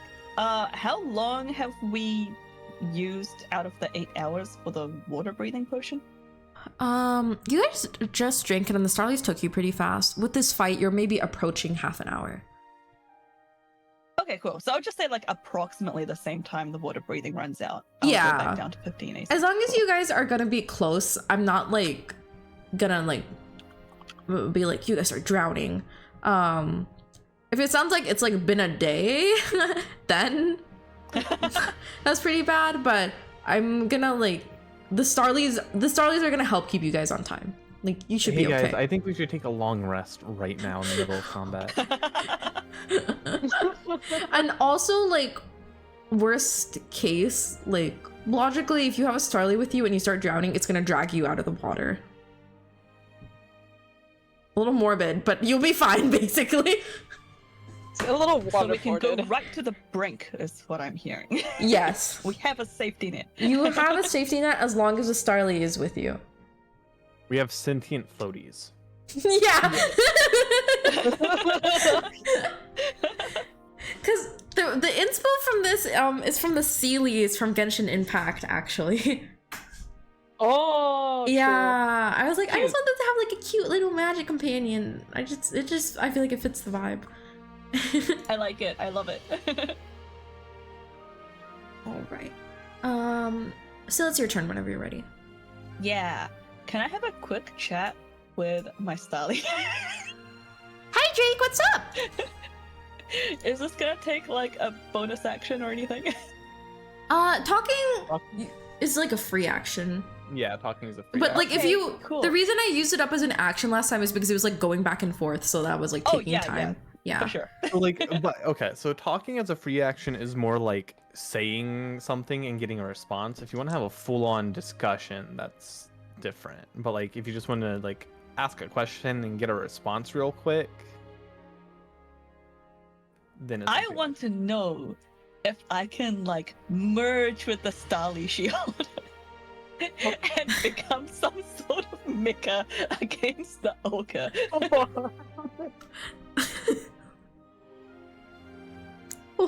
What? Barley Mecha. Yeah, you know, like Transformers, like, you know, we just like come together and like we become greater than the sum of our parts or something. I think you mean Power Rangers and or Voltron, not Transformers. Yeah, you know, whatever, that kind of thing. Oh yeah, I guess three Starlies for Drake to use. One is a helmet, and then the They're other two not could be that as- big. How would they? Okay, So you know can what? Can you draw that for me? Whatever you have in your mind, can you draw that? Maybe I should. So you know what? Syl, what that Starly's gonna tell you? I don't think we can do it on our own. Drake, you need to call for our brothers. Just yell out with all your might. Starlies, come help me. All right, viewers at home, we're gonna need your help. Starlies, come help me. There are 12 people in the stream, so yeah, 12 Starlies. Oh my god. 12 Starlies come to your aid, and Amelia in Prominence watch basically an anime cutscene as Drake is bathed in tasteful We white get a light, magical girl transformation sequence. and the Starlies form around him, and the current is blasting. You guys are being shaken, and as you come to, you see before you Mecha Starly Drake. I thought it was just gonna be like Drake with 11 Starlies just like strapped to him. I thought it was gonna be Drake in a skirt. I'm not gonna lie, with like maybe a magic wand. What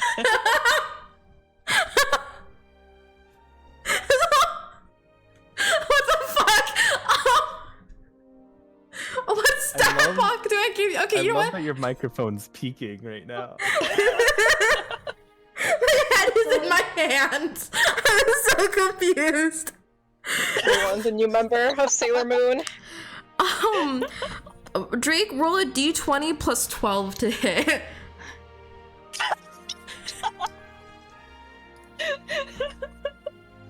Roll D20 plus 12. Yo. I don't know why I said that, because it's AC is 12, so you would have hit, but I was also just curious. So it'll slice down on the orca, and now there's 15 Starlies, I guess. So roll 15 d6 of damage. Oh god. That's a lot of D6. Oh my Oh my god. Drake. What the fuck? We used our finishing move. Drake, you bring down your mighty sword that is comprised of 4 Starlies, and with all your force, you basically knock that orca back down into the sea floor, and it is just smashed into the ground with like a boom. and the debris floats up and you all get blasted. But the battle is over. The orca is gone. We probably should have saved that finishing move for like the corruption and not some random killer whale. What do you mean random? This was an active threat to our mission of saving the world. No, that's still Drake is still in the Gundam, so you hear everything she said, but like in like reverb coming through like the mask. Wait, I think I can do that. Can it Hang on. just be? Do it. Can it just be all the Starly voices? Like Yes. 11 Starly talking at the same time. Oh my god.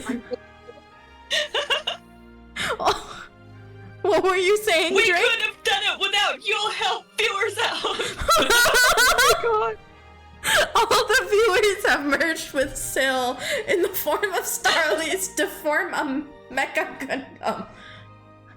Stay in school, kids. I really need to know what goes on inside your brain. This is what D&D is about. I love D&D. And also the And Gundam you if see you there. litter, I'm coming for you next. The Gundam you see there is like it's just like a Google image, but because the Starlies are like rainbows, you basically see like a rainbow pastel mecha Gundam with random stars jutting out in front of you, and Drake's voice is coming out of it. That's what everybody else sees. That sounds awesome. What's everybody doing? The fight's over. Good work, team. Or What? do you get to just stay like that? I feel like I should buy these guys a drink. Yeah, yeah. Everyone in chat buy a drink and just charge it to Syl. Hey! Actually, since the fight is over, I think this is a good point to take a quick 5-minute break before we keep going. No, it's a Sounds bad good. moment. I need to It'll pee. give me time to get out of the suit. Okay, we're gonna take a 5-minute break, which is a sequence of Drake slowly having to manually deassemble the mecha. Oh my I'm also shaking hands with everyone and offering them a snack on the way. What's in my inventory? Do I have like some rations or food or something? You do, would have but rations because everyone has rations, but the Starlies won't eat rations, but you see like sea kelp, like that's around the coral, so you can probably grab that and like break it off to give the Starlies. Because they're like sea Oh, creatures. awesome. Yeah. Okay, let's do Would- that. They yeah, don't but want to. also- They don't want to eat like the orca that we just killed. Like they don't. No cannibals. No. would we have our like random adventuring gear? Because I feel like we You wouldn't do. have brought like our backpacks underwater. You do have everything on you. I purposely didn't ask you guys if you were leaving it behind because I knew the Starlies would let you carry it. So you have everything on you. Can I say Parami left her stuff? Because I don't think her things are waterproof. They wouldn't get dry if that's what you're worried about. I mean, not they wouldn't get dry. They They It wouldn't wouldn't dry. get dry.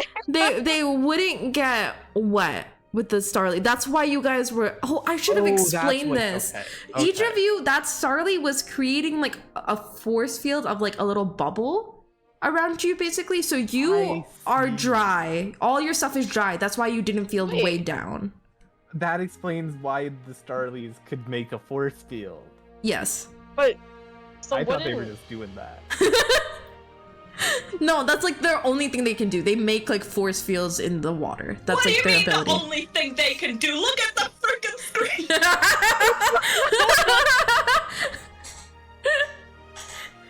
You gotta believe in them, Sleepy. Wait, Yeah. so are Emil and I wet because our Starlies went to Drake? Yeah. Okay. Also, Thomas drowning. Just saying. When the Starlies get back to you, they're basically like blast you with air, so you'll be Okay. fine. Like when that Oh, force nice. field. Sorry. Yeah, that's on me. I forgot to explain it. It's like a force, like a little bubble, basically, but it's like right on your body. And that's how they're able to drag you to. They're connected to that force field, so they're basically they're dragging the force field. You're connected to the force field, so you're getting pulled too. All right. I thought they were just like on our backs, like little backpacks. That would have been so cute. Okay, let's go ahead and take a 5-minute break because I really need to pee. I've been holding it in for half an hour and we'll be back soon. Bye, guys. We're racing for the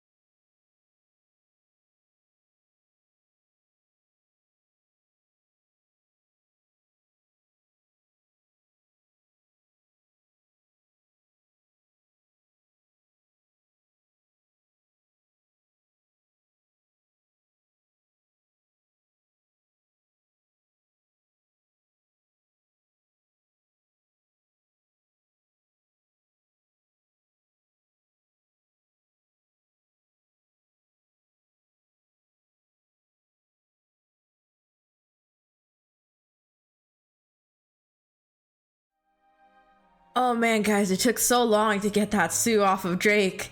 Thank God we finally got it off after 15 minutes. I feel like 15 minutes is pretty good for like, taking off a Mika. And you're like talking personally to each of like the Starlies, so I honestly feel like that's pretty good. Exactly. All right. So your guys' goal after that, I could have just switched the map, but we'll do it on screen. Was to head to the ruins.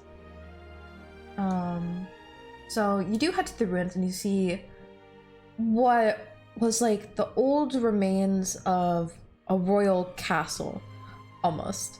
Not as big as the one you'd see in Applor, but you can tell there are like ripped remnants, almost rotted away, of fabric that would have contained royal emblems, huge pillars now crumbled on the ocean floor. So it definitely was something of great importance. And as you're heading through the rubble, you see a stairway of sorts leading up to a glowing door.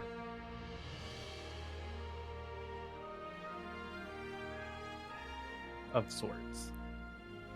Of sorts. It's more like a ramp. It's a ramp and then like a few stairs leading up to the door. This map is huge. Whoa. Wait. Yeah. Oh yeah, I was like up at the top, and then I was like, oh, I gotta put my thing down at the bottom, and then I had to scroll. Okay. And if you guys want, if you want to go up there, you can just put yourselves up there. Or if you're not sure whether or not you want to go up there yet, you can go down there. Just letting you know. I mean, I think we should go up there. Why is Uriah like dangling off the cliff? You're right.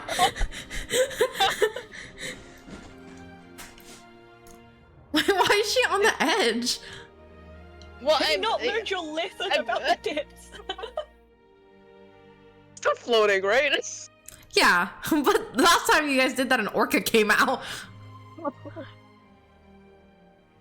All right, the Starlies are still swimming around you, and the yellow one rotates to point up at the door. They say, "That's a special door." What's so special about it? It glows. That's Clap, clap, clap, clap, Does clap, it clap. glow? Does it glow because it's special, or is it special because it glows? To us, Oh. it's special because it glows.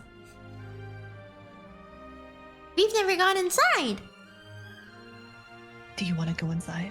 Boy, do I ever! Yeah, let's go! All right, so Drake's heading up there. Everybody else also good? Yes. Yeah. All I'm right. letting Drake go first. So you all head up there with no problem. It's kind of similar to how you can see in the map. There are fish and stuff swimming about, but they're kind of like below. There's kind of like almost an imaginary force field keeping away like the fish. There's not a literal one, but there seems to be a certain distance that they're respecting away from whatever this door is.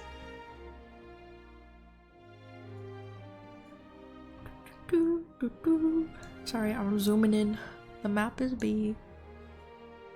Moving very slowly because of lag. Oh no. So you all. So now we're at the door. Mhm. Can we see like how it's glowing? Like, is it like glowing like from within the actual material that it's like built out of, or is there like a layer of something on top, or like how is it glowing? So basically, the door has stained glass embedded onto it for decoration, and the stained Oh. glass is a part that seems to be glowing. It seems like it's almost like an intrinsic glowing. The glass itself is glowing. You're looking like at the front and also the back, and either way it looks the same, but the glass itself is glowing. Cool. Can I touch it? Yeah. Nothing happens. You see the light reflected onto your skin. I knock 3 times. Like Sheldon from Big Bang Theory? Sure. Okay, I know. I know you watch Young Sheldon alone, but you don't need to bring that in here. Hey, no, he didn't start knocking 3 times in Young Sheldon until season 7, okay? Yeah, you fucking would know that. You knock, there's no response, but the door feels like loose. You can tell it's kind of like giving away just from you knocking on it. If you give it a light push, it'll open. I push. All right. When you open the door, what you see is basically, if you watched Suzume, it's just like an outline where the door is, and it's just like soft, warm light. You can't see anything into it. It's light. It's just light. It's just light.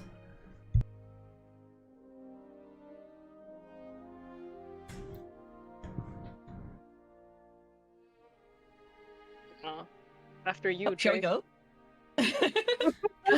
Is Prominence? Let's go. Is Prominence with them? Is she purposely all the way Yeah, over? sorry, I just Okay, did not okay. move. No, you're fine. I was just double checking. Alright, are you guys heading in? Yes. Yep, I step into the light. Okay. Doo-doo-doo, anime cutscene. So Sil is going to be helping me with this cutscene. I've given her the lines, but spoilered. So she's gonna see them for like the first time now too, so that it's not just. I was like, I don't want to. This seems like the most logical way to say exposition, but I didn't want to sit and talk to myself for 5 minutes. But you all can feel free to like interject as yourselves and stuff. And I will explain. So, as you step through the door, you're whisked away into the white light. As the color begins to return, you realize that you're inside a study room of sorts. You've become incorporeal.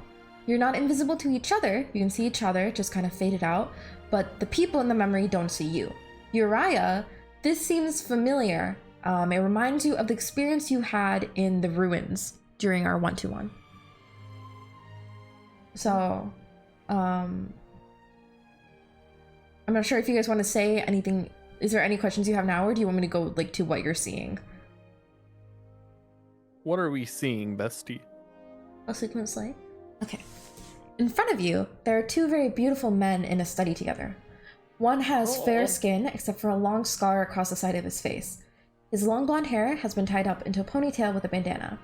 He wears armor and has a sword strapped at his hip. He's pacing impatiently in front of the desk. The other man looks much more androgynous and has tanned skin and long white hair. He's wearing a sophisticated suit. Over top, he's wearing a deep blue robe with gold accents. You can recognize it as something royal members of the royal cabinet would usually wear. This man is sitting at the desk, writing something with a parchment and quill.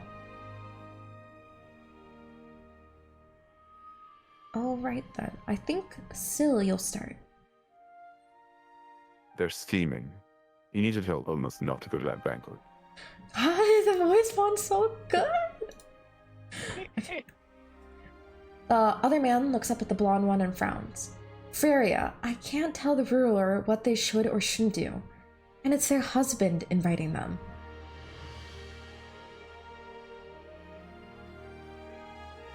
Should never.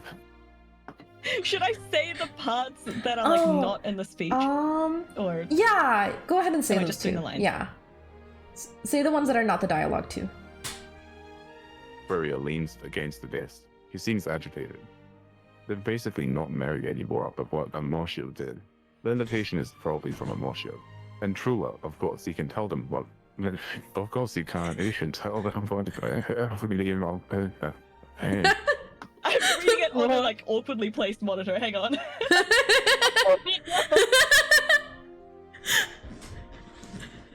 Okay. Furia leans against the desk. He seems agitated. They're basically not married anymore after what Amosio did. The invitation is probably from Amosio. And Trilla, of course, you can't. You can tell them what to do. You're their right hand. Trula rolls her eyes. I'm their advisor. I give them suggestions. And just so you know, I already suggested it could be a trap. Give them time to think. The gods will guide them.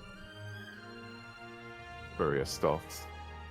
Some help the gods have been during this debacle. Trula suddenly gives Furia a sharp glare. Furia puts up... Oh, I forgot. Syl, this next part is you. I forgot to bold it, sorry.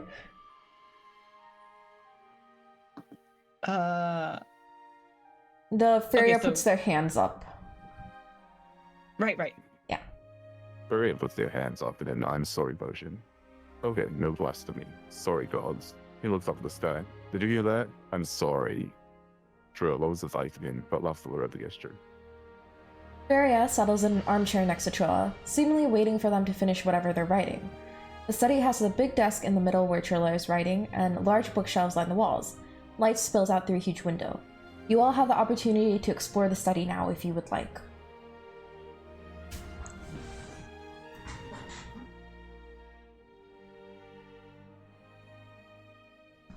Is Are it? you... Sorry, go ahead. Oh, sorry. Can we talk to them, or is it like a illusion that we're seeing? You guys are like, yeah, it's like an illusion, basically. It's like a video playing They and don't you're see inside us. it. Yeah, they don't see you, they don't like Ah. acknowledge you or anything. Since you have that written out, Sleepy, can you send that to me for note purposes? Yes.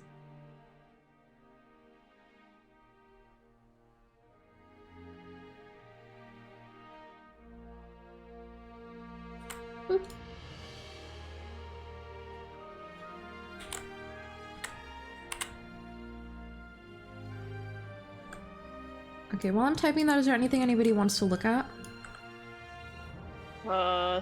Is it rolling for perception or an investigation? To, You don't need to roll look anything. You for? can look for anything you want. Here. So we Can can still I... see these guys in the room, but like we can't interact with them because it's a memory or something. Yes. Like they're gonna keep doing their own thing. There's like a quote unquote time limit when they'll start like talking again, but you guys can do whatever you want and they'll just start talking once you're done. Can I peek over Freya? They're the one at the desk, right? Trula is the one at the desk. Can I lean over Trula's like shoulder and see like the paper that he's writing on? Yeah. And also a reminder for Chad as well, Trula is the god of stars and Feria is the god of the seas. And the Starlies you were talking to said they were the children of those two. Okay, so Trula's, I was also going have to say that. something and I forgot you were streaming. What were you gonna say? I Wait, DM it to will- me. Now I need to wait no. until I see this. Hold on.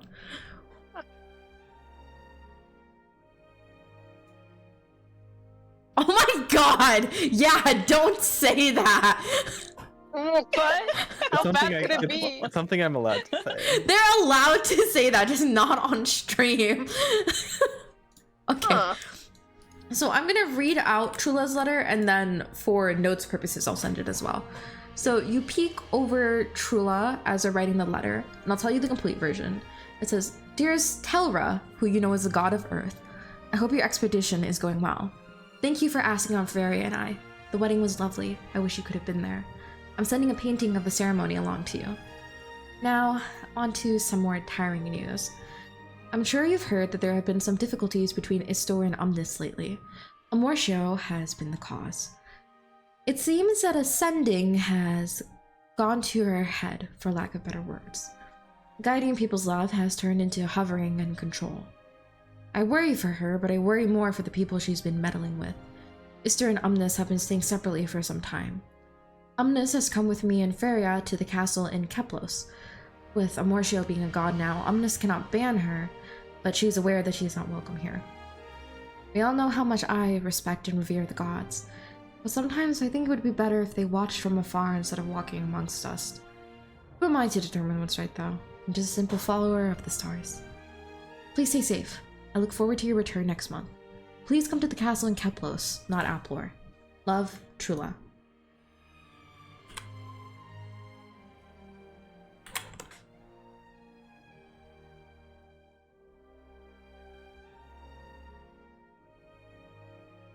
So much. How are the Starlies acting right now? They're just like hovering around their dads and going, Dad, Dad, Dad! Aw. They're like switching between Sorry, each dad and they're going dad each time. Aw. Cute. I'm trying to space these correctly because when I posted them into my thing, I did not keep the paragraphs together. Slay. Drake puts his finger in Furia's nose. Oh my god. Don't do that. Your hand goes through him. It does not work. I mean, always good to check. He's a Ryan looks god. disturbed.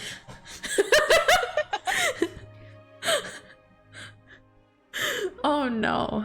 Oh dear. I need to write that down. I need to write down that Drake did that one. What do you mean you always need to check? You know, to double check.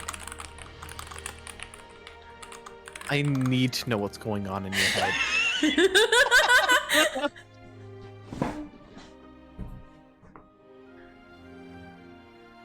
Perhaps some things are better left as mysteries. I want to put you under a microscope and like study you. I don't think I'd fit. Not even like a really big one. If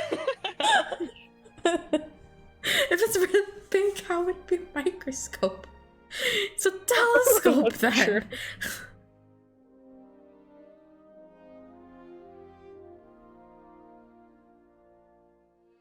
Does anybody else want to look at anything in this study?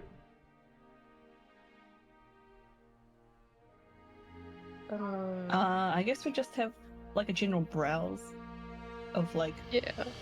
whatever's there. If there's like books and things, or Yeah. go through the drawers, you know, Oh my god. look for hidden compartments. So you can't open the drawers without him like not without him realizing. You just can't open the drawers because you're incorporeal. But you can like read like the titles of the Wait. books. We're incorporeal? Yeah. Cool. Okay, can I put my Uh. face into Yeah. the drawers? Yes. You can see that it's very that is so good. You can see that like one side is basically various like office supplies like parchment, quills, refills, just anything Trilla might need, envelopes, wax seals. The other side seems to be important documents.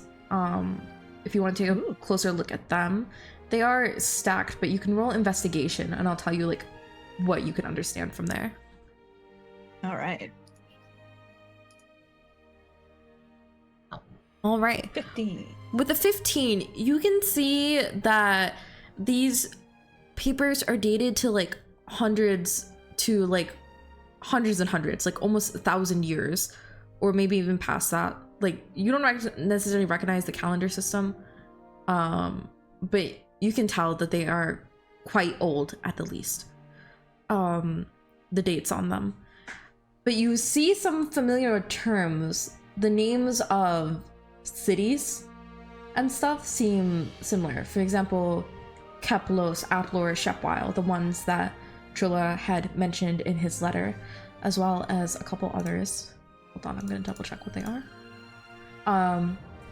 You also see Osmia, and Neblar, Oflaria, Oceum, Joblia, and Obriar. So many of the city names that are not too far south in Ekral, all the other ones pretty much you see present in these various documents. And also from there, you can gather that the current reigning rulers are Istor and Umnus, who you know are the gods of the sun and moon.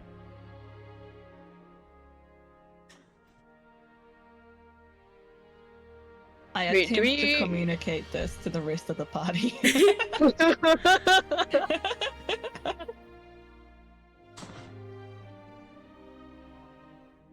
Do we know what time or like when this event for this is occurring? Like, you know, this was like hundreds to like 1,000 years ago. You don't know like an exact date. Okay. You know, this is like very old. So like also what I'm kind of getting at here is that it doesn't seem right that these places were already like named this like long ago. Like you don't remember the places you live having a written history that is like almost 1,000 years old. And when you look does our around like history this, books- Hmm? Oh, sorry. When does our history books in this world begin? I'd say like there being like a written history in a common language. Most of the books you have read are from like maybe a few hundred years ago. And this is a couple thousand. This is like at least 1,000, maybe over. Okay.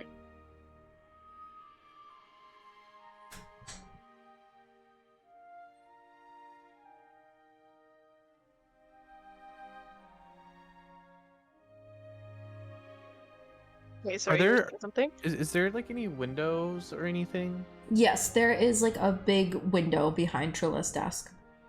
Looking out the window, does it look like somewhere like me or anyone else in the party's been? I wouldn't say it looks anywhere that's particularly like familiar that would stand out to you, but it looks like modern by your standards, like castle gardens. It does not look ancient. And as you're looking around at the furniture and the shelves and everything too, everything seems oddly of your time. Fascinating. Out of character. Drake does not find this fascinating. Did Araya, did you share the information that it was thousands of years before our history? Because I don't think Prominence would have been paying attention to that. Oh yeah, I think she would talk about it, yeah. Very interesting.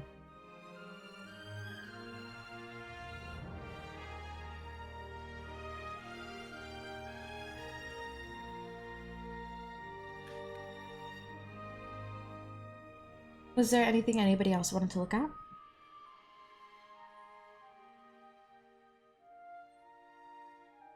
Nothing from me, at least.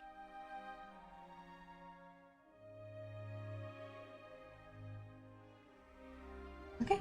Everybody good? Yeah, I can't think of anything else to do apart from stick my finger up the other guy's nose. Nope. Okay, we're gonna go on. So, Nope. the second image that I sent you, we're going there. All right. Trilla finally looks up from his writing. Okay, I'm done. That's a letter for Trira, right? Tell her. Yeah. Yeah, Talra. Yes, I'm updating them on everything happening with Amortio. And I told them to come here instead of the castle in the capital. Where's Telra now? In one of the new settlements. I think it's called Shepwile. Trilla folds his letter and begins sealing it in an envelope. Feria seems lost in thought for a bit before he starts speaking. Trilla, would you ever think about ascending? Trilla startles a little. Of course not. The Amortio's situation was different. There was a vacancy. My god is fine. What if there was a vacancy again? Trilla looks upset, putting the envelope in the drawer and slamming it with more force than needed. Don't say that. That's my patron you're talking about. Right. I'm sorry. I guess I was just wondering what's going on in Amortio's head. She was some different before. Well, power does that to anyone. Hopefully the other gods will put her in check. I doubt she'd be bold enough to do anything to them. Trilla massages his temple, and he seems quite tired. Let's go take a walk. I don't want to keep thinking about her. Arya stands up and walks next to Trula, offering him a hand and helping him up. The two of them walk side by side out of the study. You all feel yourselves being pulled out of the memory. As the disorientation fades, you find yourself at the coral door once more.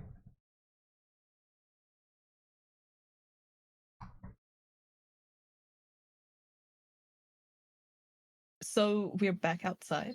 Yes. Back in the ocean. What happens if we try to open the door again? It just Oh. replays. You... Actually? Like, is it still glowing and stuff? Yeah.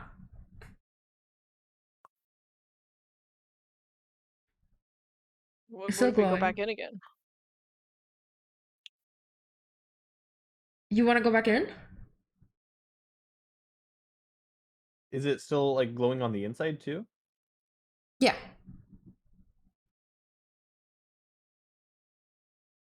Are you going back in?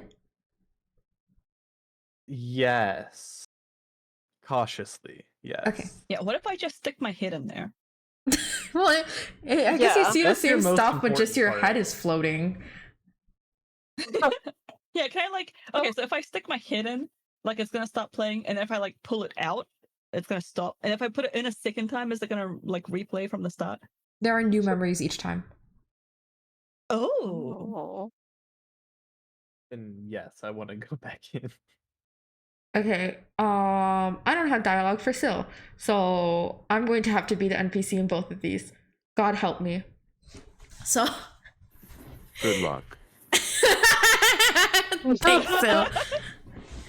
As you all head back in, you are still in the study. This time, neither Feria or Trula are in there, but you can hear her arguing outside, yelling. As it gets closer, you hear footsteps stomping over. Trilla opens the door and slams it behind him. And you hear the other voice arguing with him closer now. You realize it's not Feria, it's a third voice that you hadn't heard before. Trilla stomps back to his desk and pulls out a book and begins flipping through. And you realize, if you look at the title, actually, everybody roll me perception.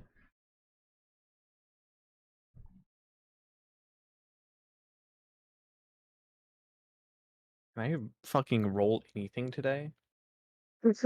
No.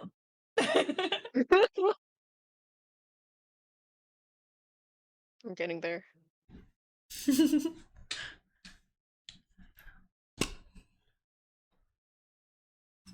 Yes.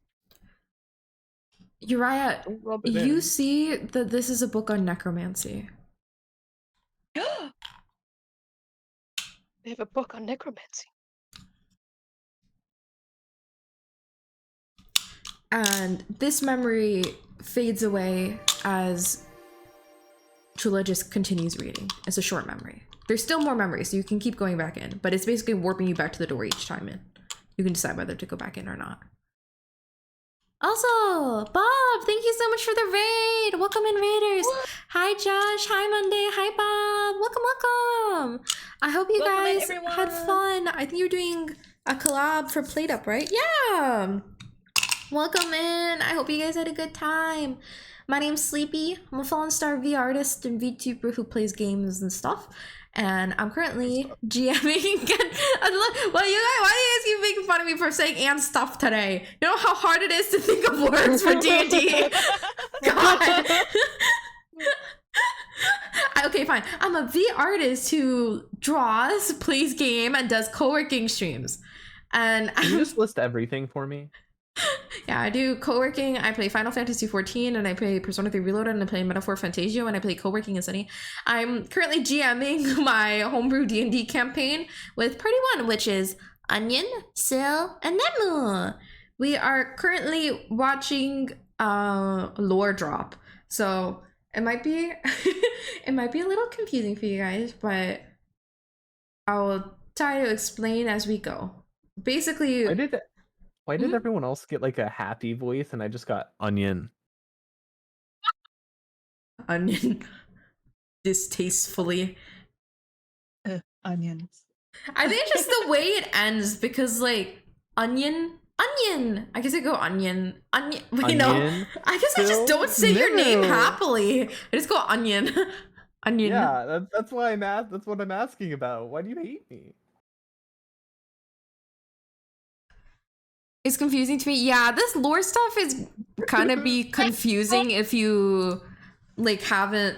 For people who kept up with the sessions or are players, hopefully it's understandable. But I think like for people just stopping in, the lore stuff is probably pretty confusing. It's like when you jump in. It's literally like when you come into a video game on a cutscene. That's literally what it is. But Raiders and Bob and the collabers, if you guys need to head off to do some post-stream care, please feel free. We totally understand. Take care of yourselves. But also, if you want to hang out and lurk while we play some D&D, we'd be happy to have you. Welcome. So, for you all, the scene you just saw, which was a shorter memory, was Trilla, the god of stars, arguing with someone, storming into his study, and then starting to read a book on necromancy. You did not see Freya. Do you want to go back for another memory? Yeah. Just to ask the party, we think we know their names. They said their names during the first one, right? Or did Yeah. they not say each other's Yeah, names? yeah, they said each other's names. And remind me which one was which. Trula is the one that's currently like alive right now, the one with the tan Okay, skin and okay. white hair. Did Freya die? Is that why there's necromancy book? Maybe we'll find out if we go back in again. Yeah, let's take a look. One sec, somebody just got 10 hit points, so I'm gonna go ahead and roll it for you. Wait, what? Sil, you got 4 temp hit points. Someone redeemed it. Yippee! Thank you, Bob. Oh, I nice. hate you. That's The point is right, good, Bob right? redeemed it. Why not give it to Sil? Okay. So you all head back into the memory, and this time you are not in the study. You see Trula, and they are wearing the sophisticated suit that you saw before, as well as the robes, but the robes seem tattered and frayed and burned a little bit. And when he turns around, you see that there is blood streaking across it as well. He's got cuts and bruises all over him. And when you look around, you see that you're not in a room, you're not in a place really. It's just kind of an endless expanse of sky and some kind of like white glass floor that you're standing on. It seems to be a different plane, basically. It doesn't seem like a room or the outside or anything. And you see next to Trilla a huge pile of ashes. And he lifts his hand up and casts a spell, and the ashes get whisked away. And he starts marching off. And this memory fades. Do you want another memory?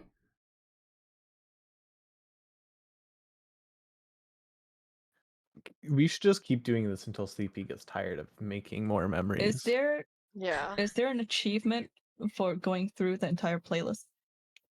More knowledge, basically. I want to go back in. Okay. I'm just basically pausing in between in case like you guys want to like talk about anything you're seeing. So when you guys enter the memory again, you are back in the study. But both Trilla and Freya are here this time. Trilla seems quite tired, but they're both cozied up together on the armchair and they're reading something together, Oh. just enjoying each other's company and laughing.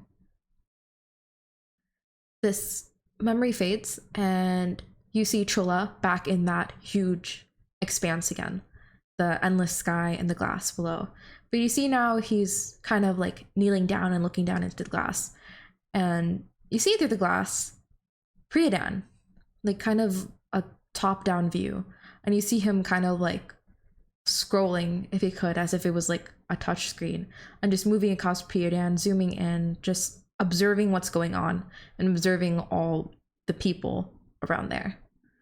Eventually, he stands up, and in a flash of light, he disappears, presumably warping to a different place. And you all are getting the sense now that Trilla has become a god. That what you are watching is essentially is ascending, as they have referred to it.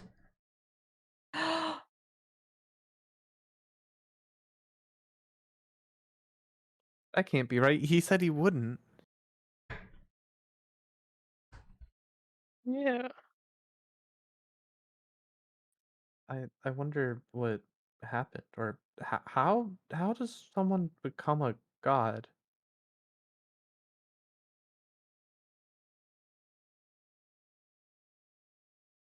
They were talking like it is a thing that people do. I've never heard of that before.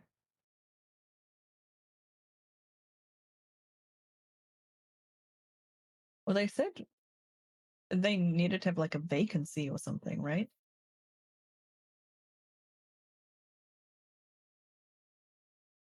I think so.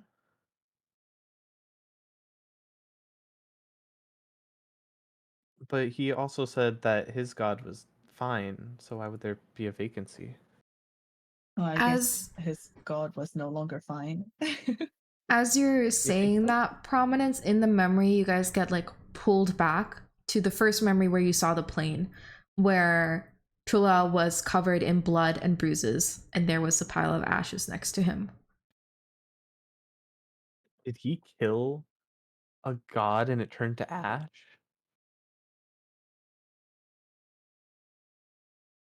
He killed his own god?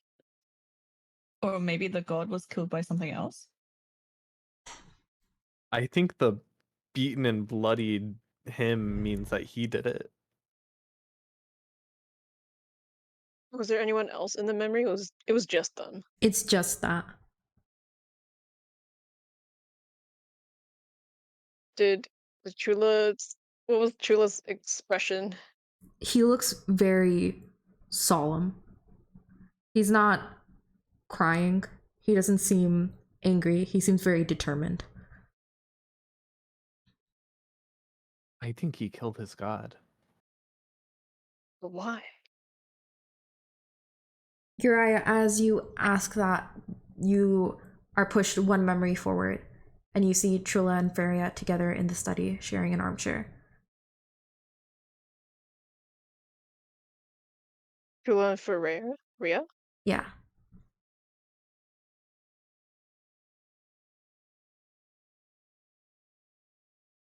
Are they saying anything or they just hang out? They're just hanging out, like chatting amongst themselves, but it's not anything like important, really. Just talking about like the book they're reading.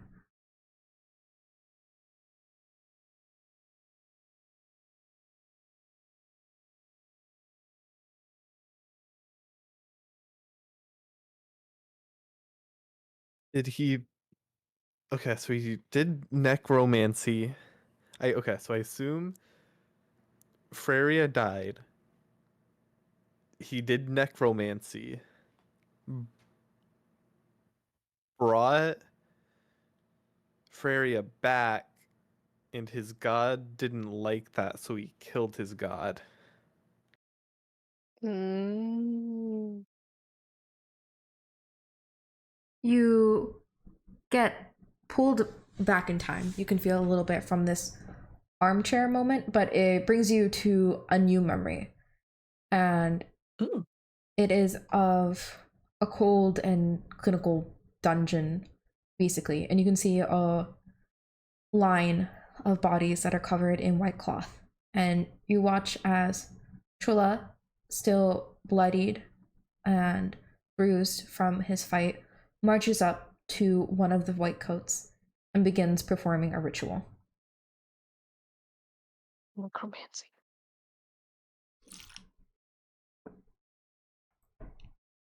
Are there any more memories?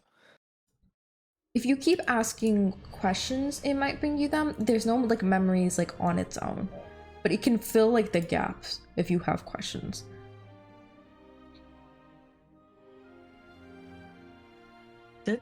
Did the necromancy work, or are these all just like failed? Like, did it ever work?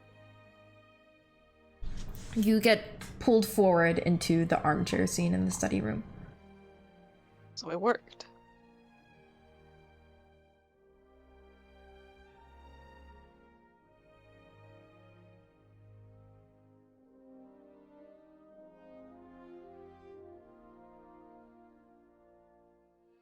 Did you said in the scene, the memory where it was just him in the field with a pile of ash. Could we see? You said it was a demi-plane almost, but I'm taking that as the surroundings were not important to the memory, so it was just blank. No, it's like it was an infinite sky and infinite glass So floor. that was actually how the memory played out, and not just the memory leaving that out. Yeah, no, like that is what the surroundings look like. Like, Okay, I the- took that as like, it's sometimes in dream sequences the stuff that doesn't matter isn't there, and it's just like all white. yeah. No, that's not this. It's Okay. like an infinite expanse, basically. So he went to his god's demi-plane and killed his god and became the god of stars. He's the god of stars, right? Yes, he's a god of stars. So is that what they all did? I guess not. Amortio, she ascended and there was a vacancy. How do you ascend? The memory pulls you back to just Trula and the ashes.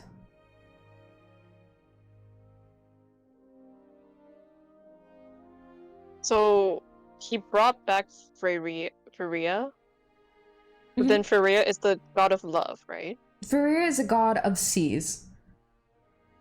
Of seas. But he wasn't a god before. No, neither of them were gods before. What you can get from this is that you watched Trula become a god. So what you guys have put together so far is right. I'll like say it again so it's clear. So Trulia and Feria were lovers.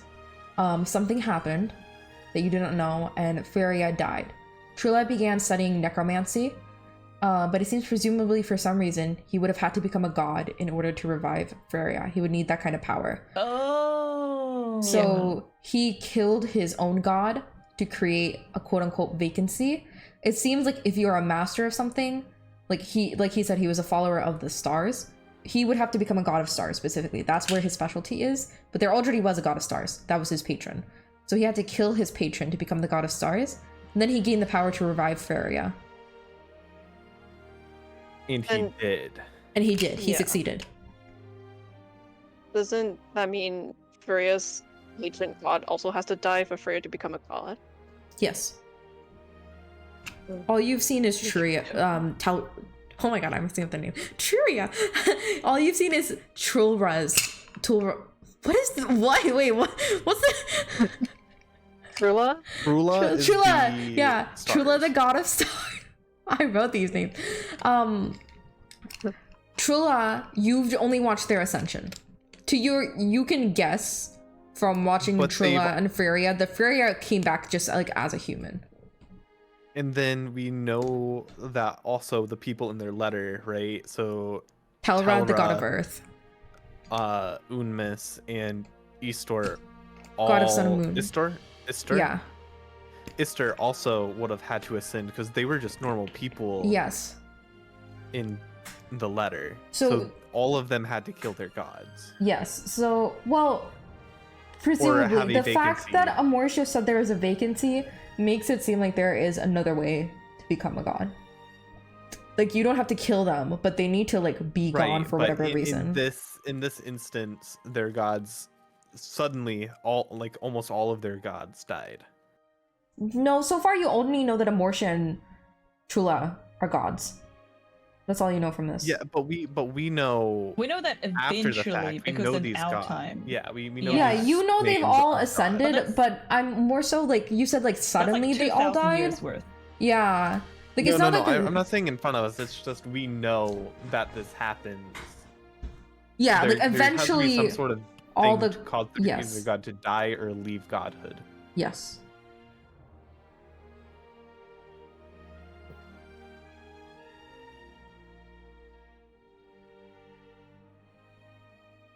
Hmm.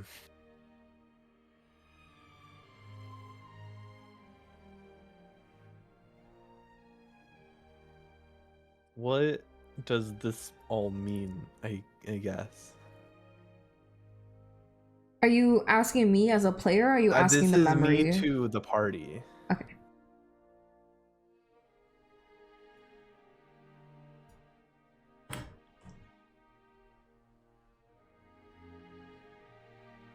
Is Mhm.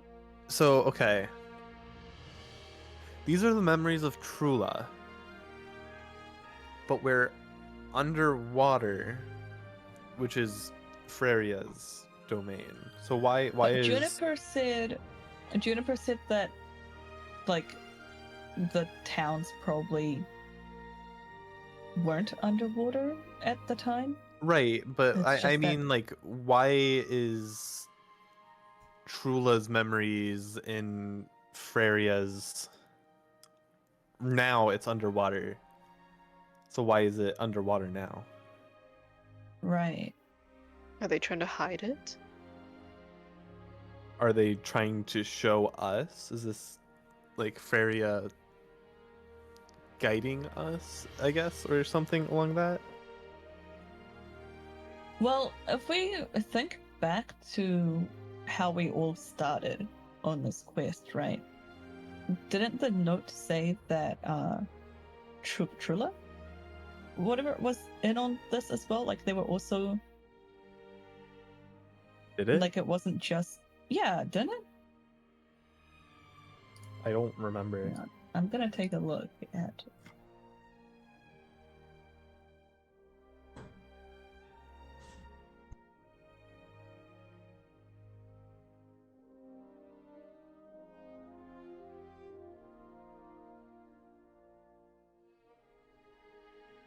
I'm trying to find. I think I'm trying what to you're find where thinking Sleepy of gave is us the note. Yeah. I think what you're thinking of is when Amortia was writing the note, she said, maybe my dear friend Trula has guided you to me. Yeah, that's what I'm thinking of. Yeah, Amortia said that.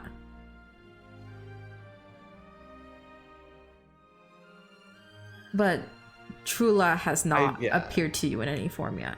I don't think Yeah. that's relevant here. What I am asking is if these are the God of the Stars memories, the current God of the Stars memories from when he was human. We're in a place that is specifically like like personal to Freria. Why is Freria keeping the why is she keeping he keeping this under like in a random ruins somewhere? Maybe this is because I didn't make it clear enough. These ruins, the castle you're in is the castle in the memory. Okay.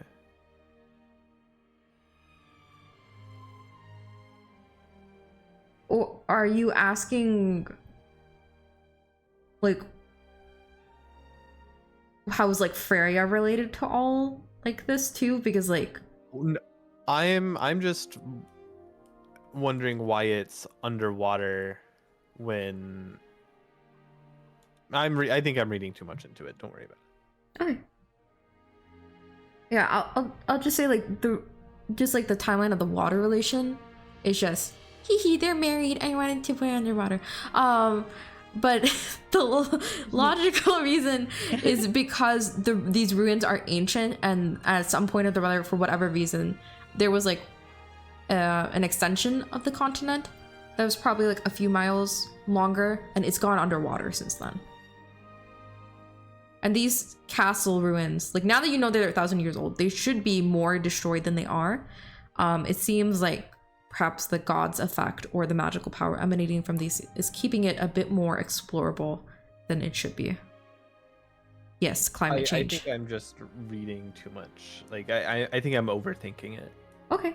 I think I'm just overthinking it.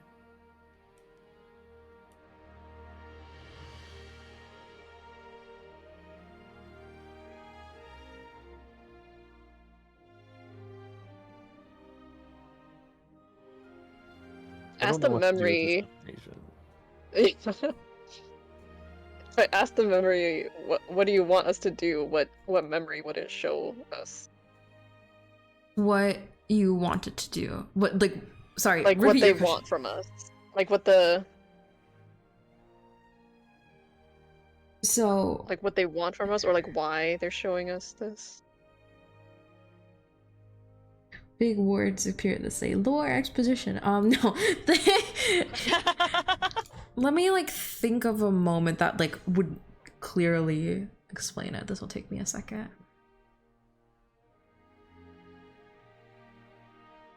Okay. It takes you to a memory, and this one is much more frantic than the other ones. It's more difficult to make out what's happening, but you can tell that you're amidst a lot of fighting. You are almost on a war field of sorts. And when you look down, you realize that you're in like the first person perspective of Trula, who is actually in the battlefield themselves and is amidst the war. And you see Feria next to you, and you see Omnis, and you see Istor, and you see Talra, and you see a couple of the other gods off in the distance. So you can't quite make out, but you realize that you are in a huge battle.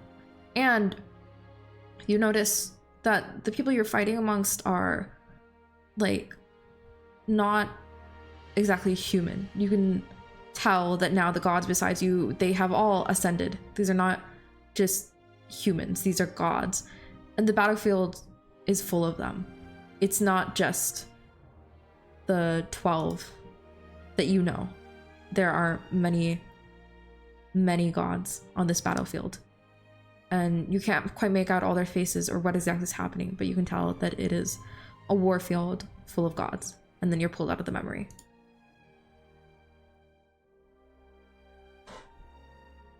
Oh.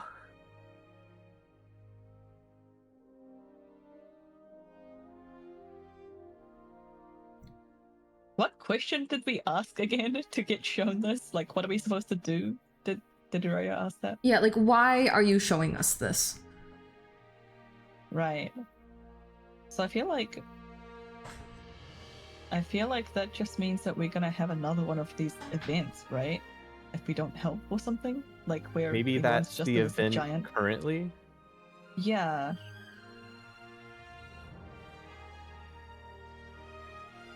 As you all are pulled out of the coral door this time, remind me of your passive perceptions. The ones was higher than 15, right? 12. 13. Okay. What's prominences? 10. Okay. So I'm going to steal your art. What? Like an evil person. Oh my god, why is he so big? Huge. As you all pop out the coral door and you're talking amongst themselves, this huge chibi man. No. Feria coughs behind you to get your attention.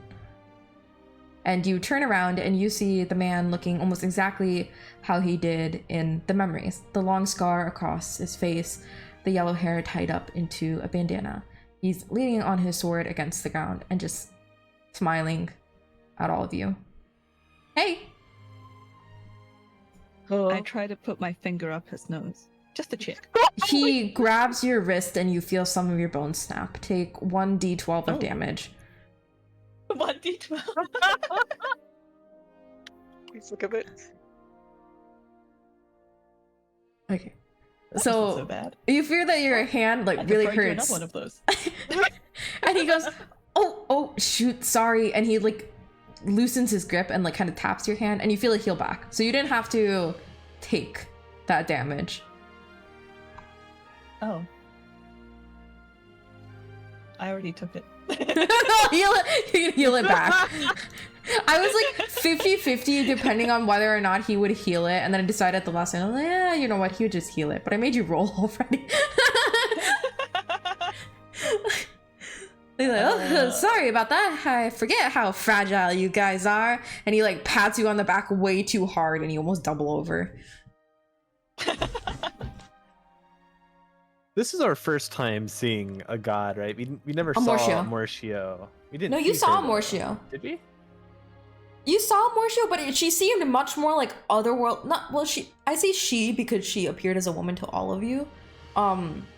They appeared like kind of like ethereal, almost like you couldn't really touch them, like otherworldly. Feria You're kind of right. looks just like a guy, basically.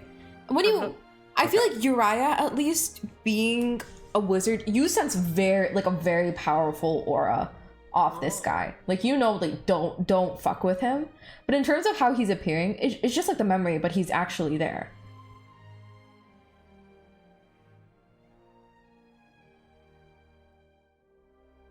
Are you him? My pronouns are he, him, because I'm him. Yeah. Yeah, in the memory, right? You just saw all the memories. He's pointing at the door. Yeah. Yeah, that's me. Feria, God of the Sea. Nice to meet ya. Nice to meet you. How are the Starlies doing? The Starlies are freaking out. They're like bouncing all over him. He's like patting them and hugging them as he's talking to you. They're like, Dad, Dad, Dad! Did he give birth? No, they're gods. It's like creations out of their mind. Oh. Like, I said, like, the orca was also like Feria's child. You know, like... Oh, okay. Even Yeti's going, what? Impreg. Yeah, what if I just asked him, like, how would you give birth to stars? Doesn't that hurt? Oh, we don't give like birth to them. Chula like made them, like molded them out of star stuff. Huh. Why are you here? Well, I wasn't supposed to show up, but you guys seemed really confused. That's just my general state of being. Oh, okay, I can head out then. No. Good to meet you. No. We need the help. We're not the smartest group. Well, Uriah is pretty smart. We are gesturing to at least me and Drake aren't the most smart.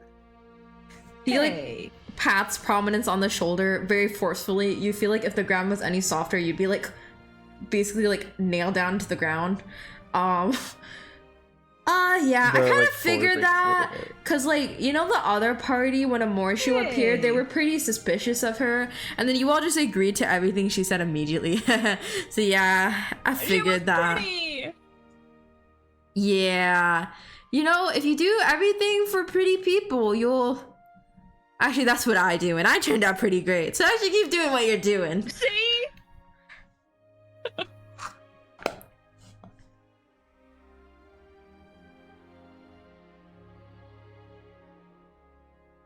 So why did you show us this? Oh, I didn't show you this. This is Chula's stuff. But they're a little incapacitated right now, so I'm here.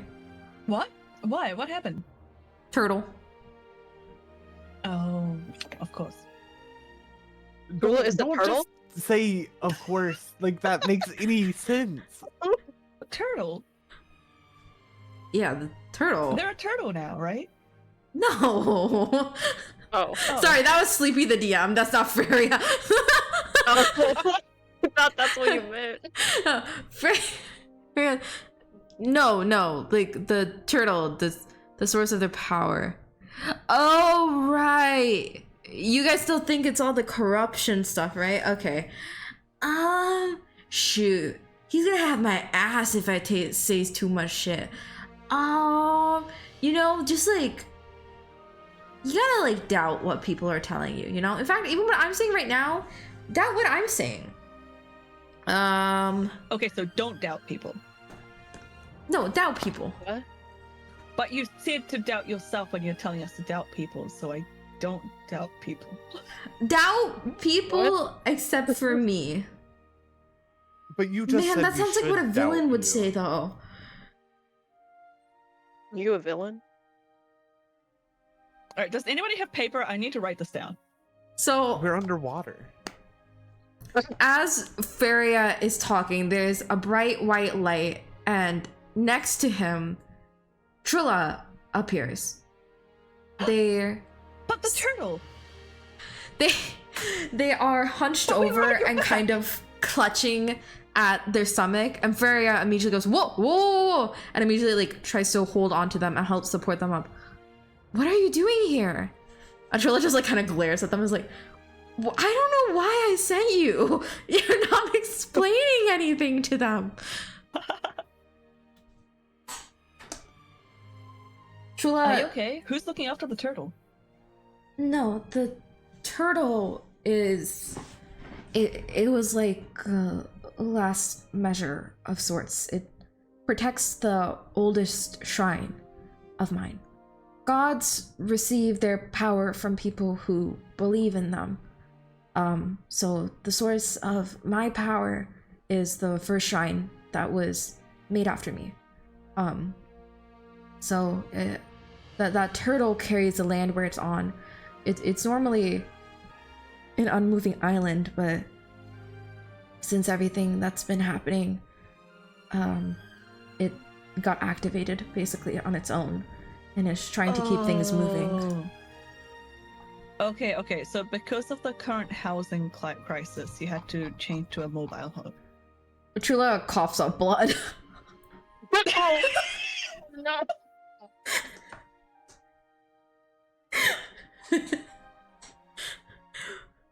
Feria immediately like grabs a handkerchief and is like wiping down their face and trying to help them, but it's also there's just wait, water. how does that work underwater? We have Yeah. bubbles, right? Because of the Starlies. They're- But I'm assuming that they don't because they're gods. Oh, you guys don't Yeah, have I mean, bubbles we don't- anymore except for we don't need it. prominence. They all went to their dads. So Oh, we're crap. wet. You guys are wet. One is staying Mine with is prominence. just very kind. Yeah, because it knows prominence is scared. All the others are with their dads going, Dad, Dad, Dad, jumping between them.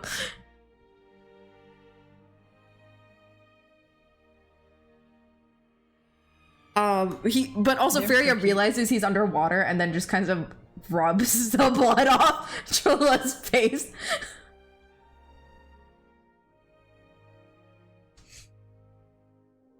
So, do you guys need a hand? like, with what? Like the blood or in general? Both? Oath, yeah. Okay, we've got this covered. As Feria is like smearing over his mouth, so he's like, we've got covered. But we do need your help.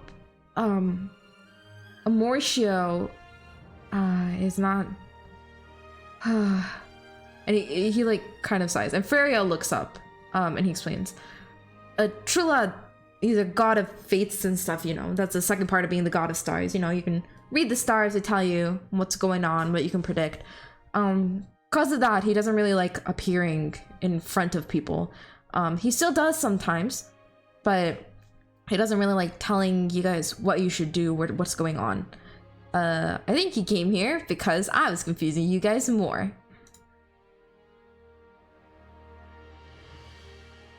So, if you have any specific questions, you can ask them. But it does seem like Trilla is a little hesitant to be more than vague in the answers in terms of what's happening right now. If you have questions about the past, he'll probably answer them. If you have questions about what you need to do, like with the turtle or the corruption and stuff, he'll probably be more vague. Oh. So you do need help. Just to be clear. Yes.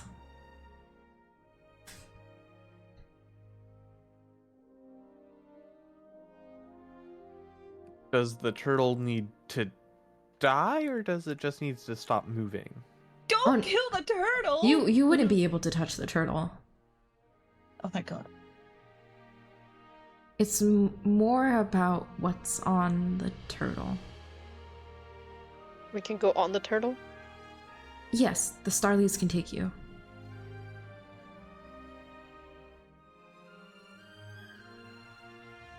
Cool, so the turtle's protecting something, right? Like the shrine? Yes. So we... go and clean it up? Put in some fresh flowers? Trilla does not respond, and he's trying to seem as blank as possible. So you can tell that seems to be the crux of the issue. What you have to do at the shrine is what he does not really want to tell you. Can we hear about what happened to the shrine in the past tense? Turtle. Turtle, yeah, okay, you're right. Of course. Silly me. What helps him the most? What did you say, Onion?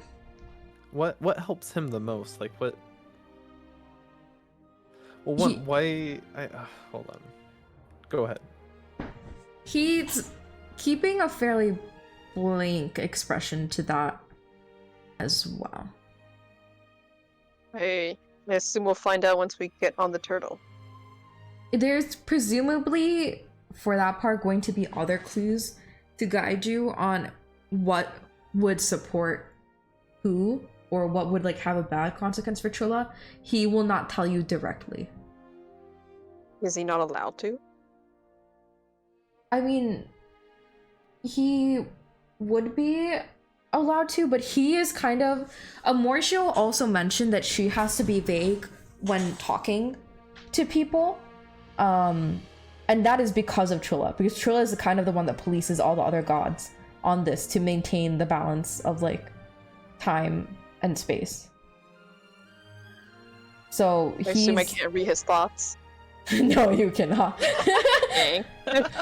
All the That gods sucks. have like an insane DC. So to be fair, even if you were suspicious of Amorcio at the beginning, you would have like sensed like kind of something, but she still probably would have like tricked you guys. Because I'll also tell you, like, Party 2 was suspicious of her, just because they are suspicious of everybody. So what that meant is that they didn't you guys also weren't supposed to get this scene so soon, but there's things Party 2 did. So basically Party 2 propelled you guys ahead on like where I needed you guys to be. So I'm really glad that you guys are on different timelines, so I have this time to like to fix things together. Well, not different timelines, but as in you guys are a week before Party 1.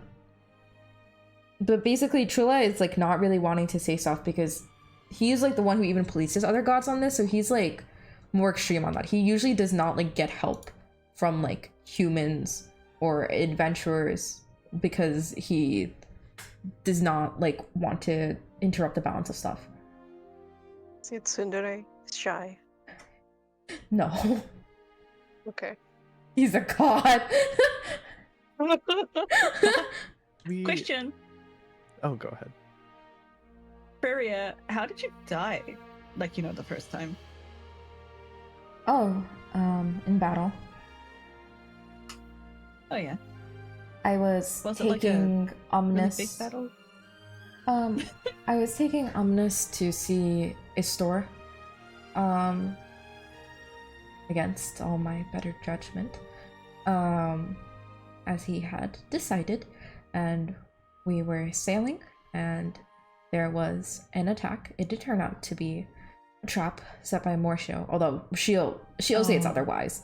But I think Feria? that was Trilla interrupting and like giving him a little look. Feria like coughs and he's like, well, we really cannot know if it was a trap set by Amorcio because of course she is a god and could be or has been one of our friends in the past. But there was another ship, there was another attack, and I went down protecting Omnis. Sounds like a very heroic day. Thank you.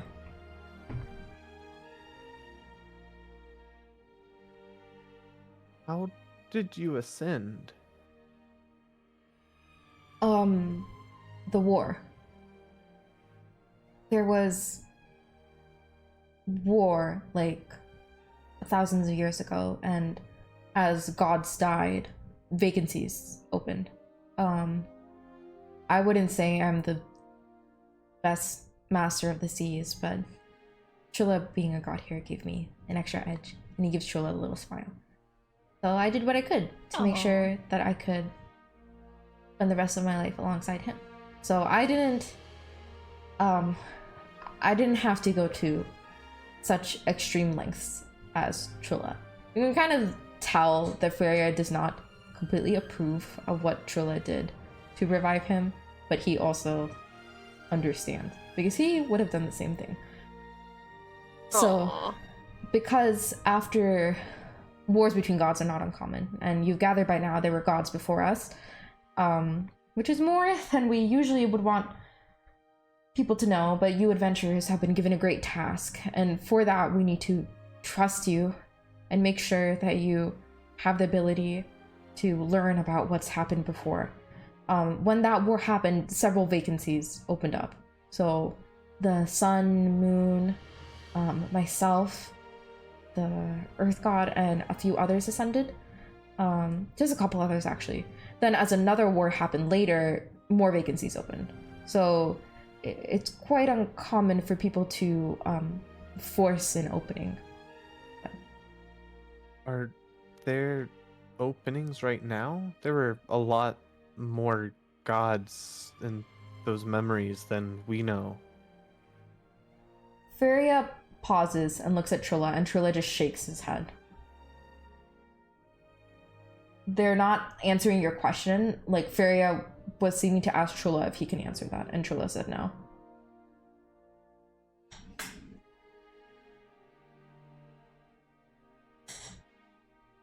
That's rude. You should have answered that. I wanted to know. You would not be able to ascend. Oh. Rude. What would you even be the god of?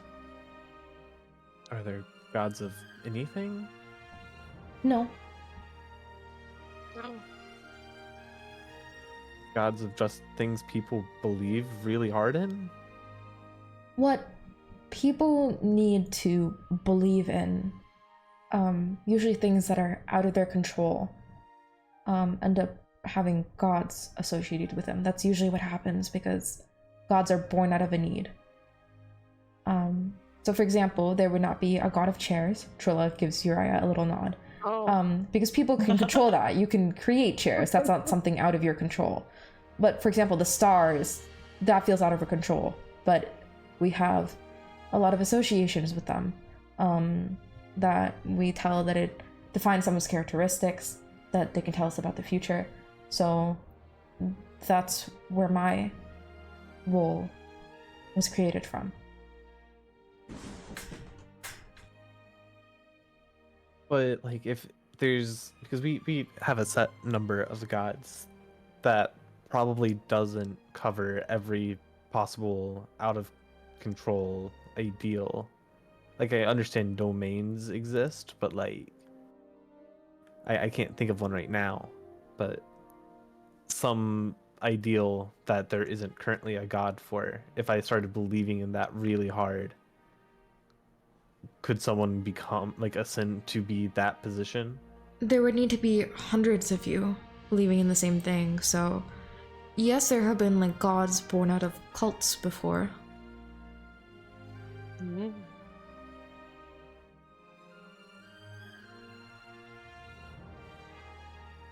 Sil? What? Start a cult. That's what Got you it. That's what you said! We have instructions from the gods to start a cult. They That's didn't all I'm ask saying. you to make a new god. Start a cult, become god, defeat Amortio. Wait, what? What about Amortia? Amortio is sus, right? Yes. Me as a DM is answering that. Okay. I guess it's not viable to start a cult to become a god and then face Amortio. I mean, it Yeah, I sounds mean- like a pretty legit plan from Yeah, what but these like your two just power, outlined. they also said that your power depends on like how many people believe in you. So Mortio will probably be way stronger even if you become a god.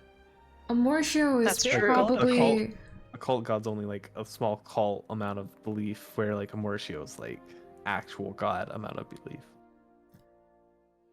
Amortia is probably one of the most powerful gods because her domain covers so much. Almost every person is connected to love in some way.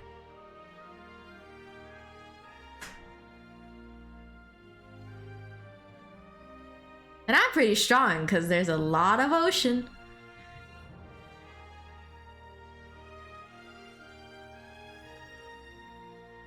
You're so right for that one. So anyway, apart from trying to become the next god question mark, like these two can answer questions about the past better than like what we're supposed to be doing next. Right? Yeah, that's the So main maybe reason we should be I asking. Maybe we should be asking more questions about what happened the last time, assuming that there's some kind of parallels between what happened earlier and what's happening now. I'm saying this out of character. Drake's not this smart. Yeah, that's the main reason I warped in there, because I know that Trula wouldn't tell you much stuff about the present, but because I felt like there was like some confusion about the past stuff, and then it wouldn't make sense that out of character me as a DM to give you new information. So that's basically why they're here. To like fill in the gaps or answer the questions you have about the past.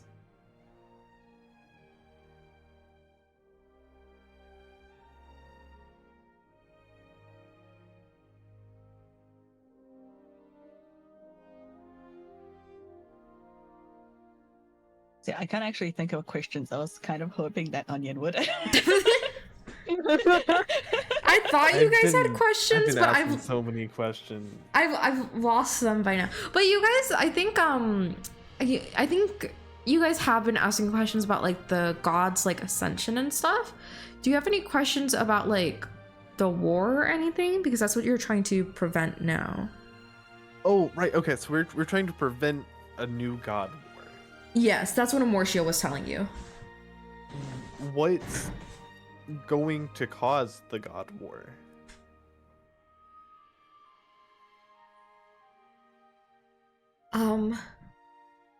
But what caused it last time? Oh, thank God.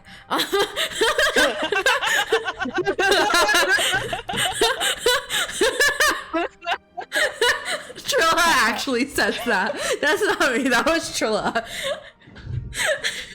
Oh, thank myself. Oh, thank Feria. You're welcome. So, what happened last time, 100 years ago, was a war between Istor and Omnis, unfortunately. Why did they go to war then? Amortia. What about her? She, meddles in a lot of things. Probably the most powerful example of love was the bond between Istor and Omnis, two of the most powerful gods in the world. And them being married and lovers meant that Amortia was able to gather a good amount of energy from them. But occasionally she wanted to test the limits or see if there was ways for her to get more power. And sometimes a war out of love is one of those ways, I suppose, was her logic. I don't know whether or not it worked, but she has done it more than once in the past. But we are all a little sick and tired of ending up in wars. It's not always a Moor show. The Great War was the only one where she actually succeeded in her meddling to such a point. But wars between gods are unfortunately common. At least to us. Did she cause a fight between Istora and Omnis, and that's why they were staying separately? In the memory? Yes. And also, yes, for the war. After what happened in the memory, they still came back together. Her meddling wasn't strong enough. They just needed some time apart from each other, and more importantly, apart from Amortia. And then the Great War was when she truly succeeded. Istor and Omnis have been cordial since then. And I know that the people of Prieran sometimes refer to them as lovers. However, I would say that they're not so anymore. But I imagine that Amortia is finally... Chilla's gonna pause after that, because he was about to guess what she's doing now.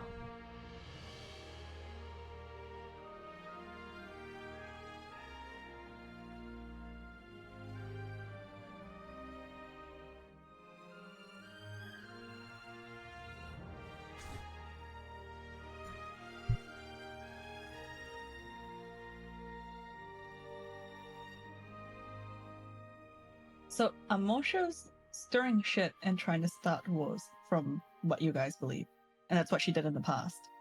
I wouldn't say whether or not that's what she's doing now. However, that's what she's done in the past. Some things are different now, though. What things are different? Has the corruption got to do any of it? Mm. Was there corruption like last time or anything sort of akin to that? No.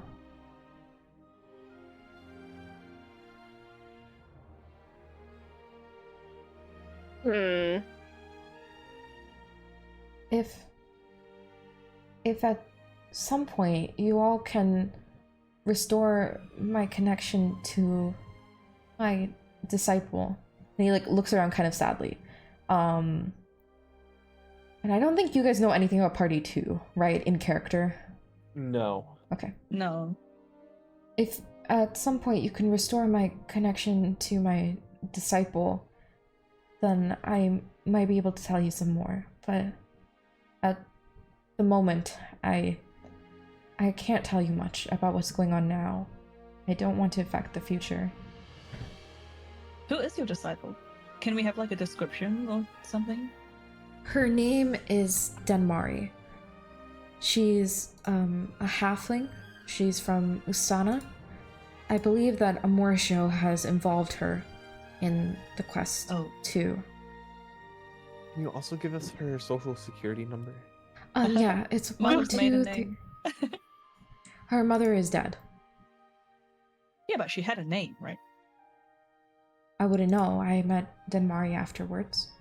I can't keep track of everybody's names. That's fair. Why not?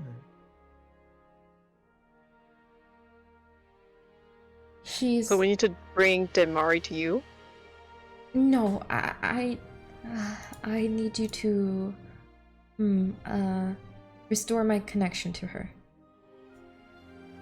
To all my disciples, not just her specifically.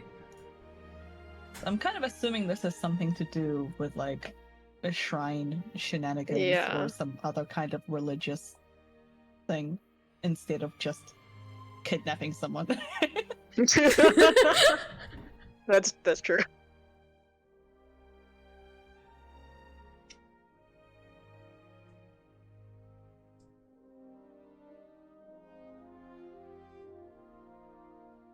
did people losing touch with their disciples? Because this happened like this is happening like all over the world, right? Like the gods, we've been Yes. told by Musho, admittedly, that they're not talking to the humans anymore. And like sounds like they've lost touch with the disciples or whatever.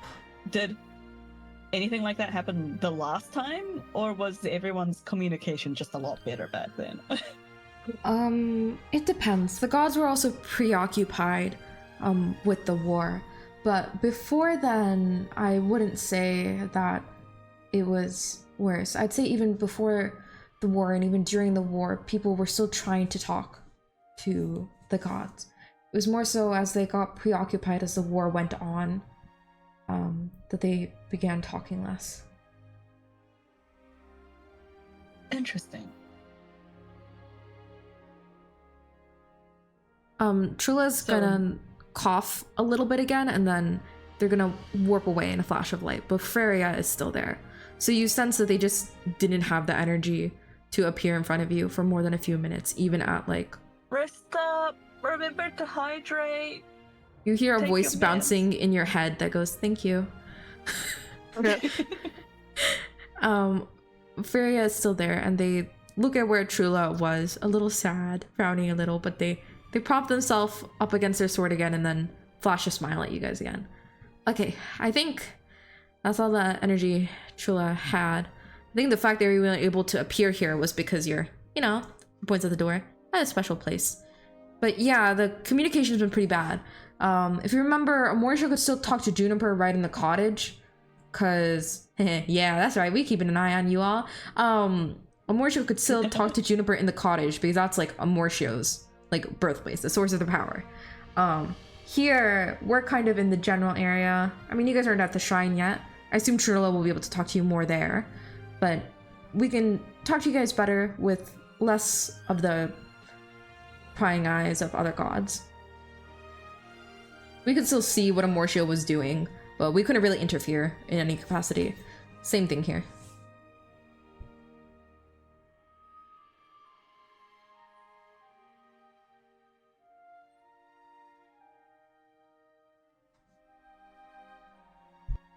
Alright, so it sounds like our next step is to get up on top of the turtle and get to the shrine. Yep. Is That is there anything else we want to ask while we have the more chattier side of the couple?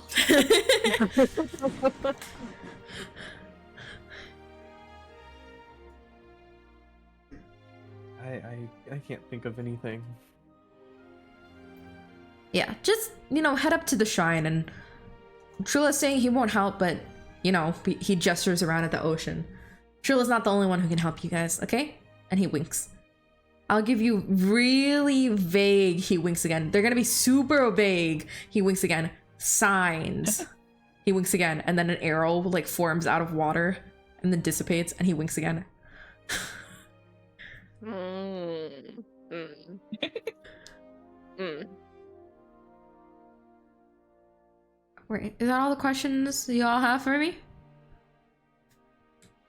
Yeah. So All right. I think that's everything. Winks.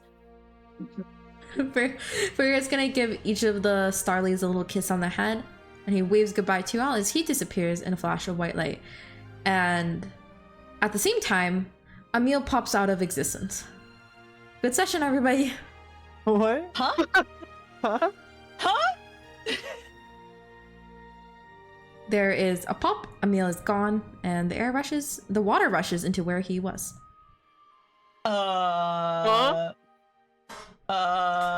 No, don't do that. That doesn't happen, actually. Emil? What the hell do I tell Juniper? What? How can I just He tell her didn't- that we he lost didn't one of our die, he- guys? He just disappeared. Was he kidnapped? I don't know. Well, either way, we need to get on top of that turtle. Get on that turtle.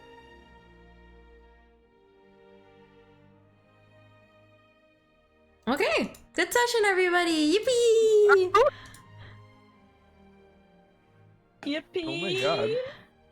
Yay. So, just to clarify, that's something that Nabu already knew would happen. And Nabu's not... no, Emil's not, like, dead. You guys... He'll probably be back by 1 or 2 sessions. Oh, Probably! I'm waiting on something. I don't know the timeline yet. Eh. Emil explodes. But I think what you guys know for now is you gotta get on that turtle, and you also know that it might be time to start to get in touch with Party 2.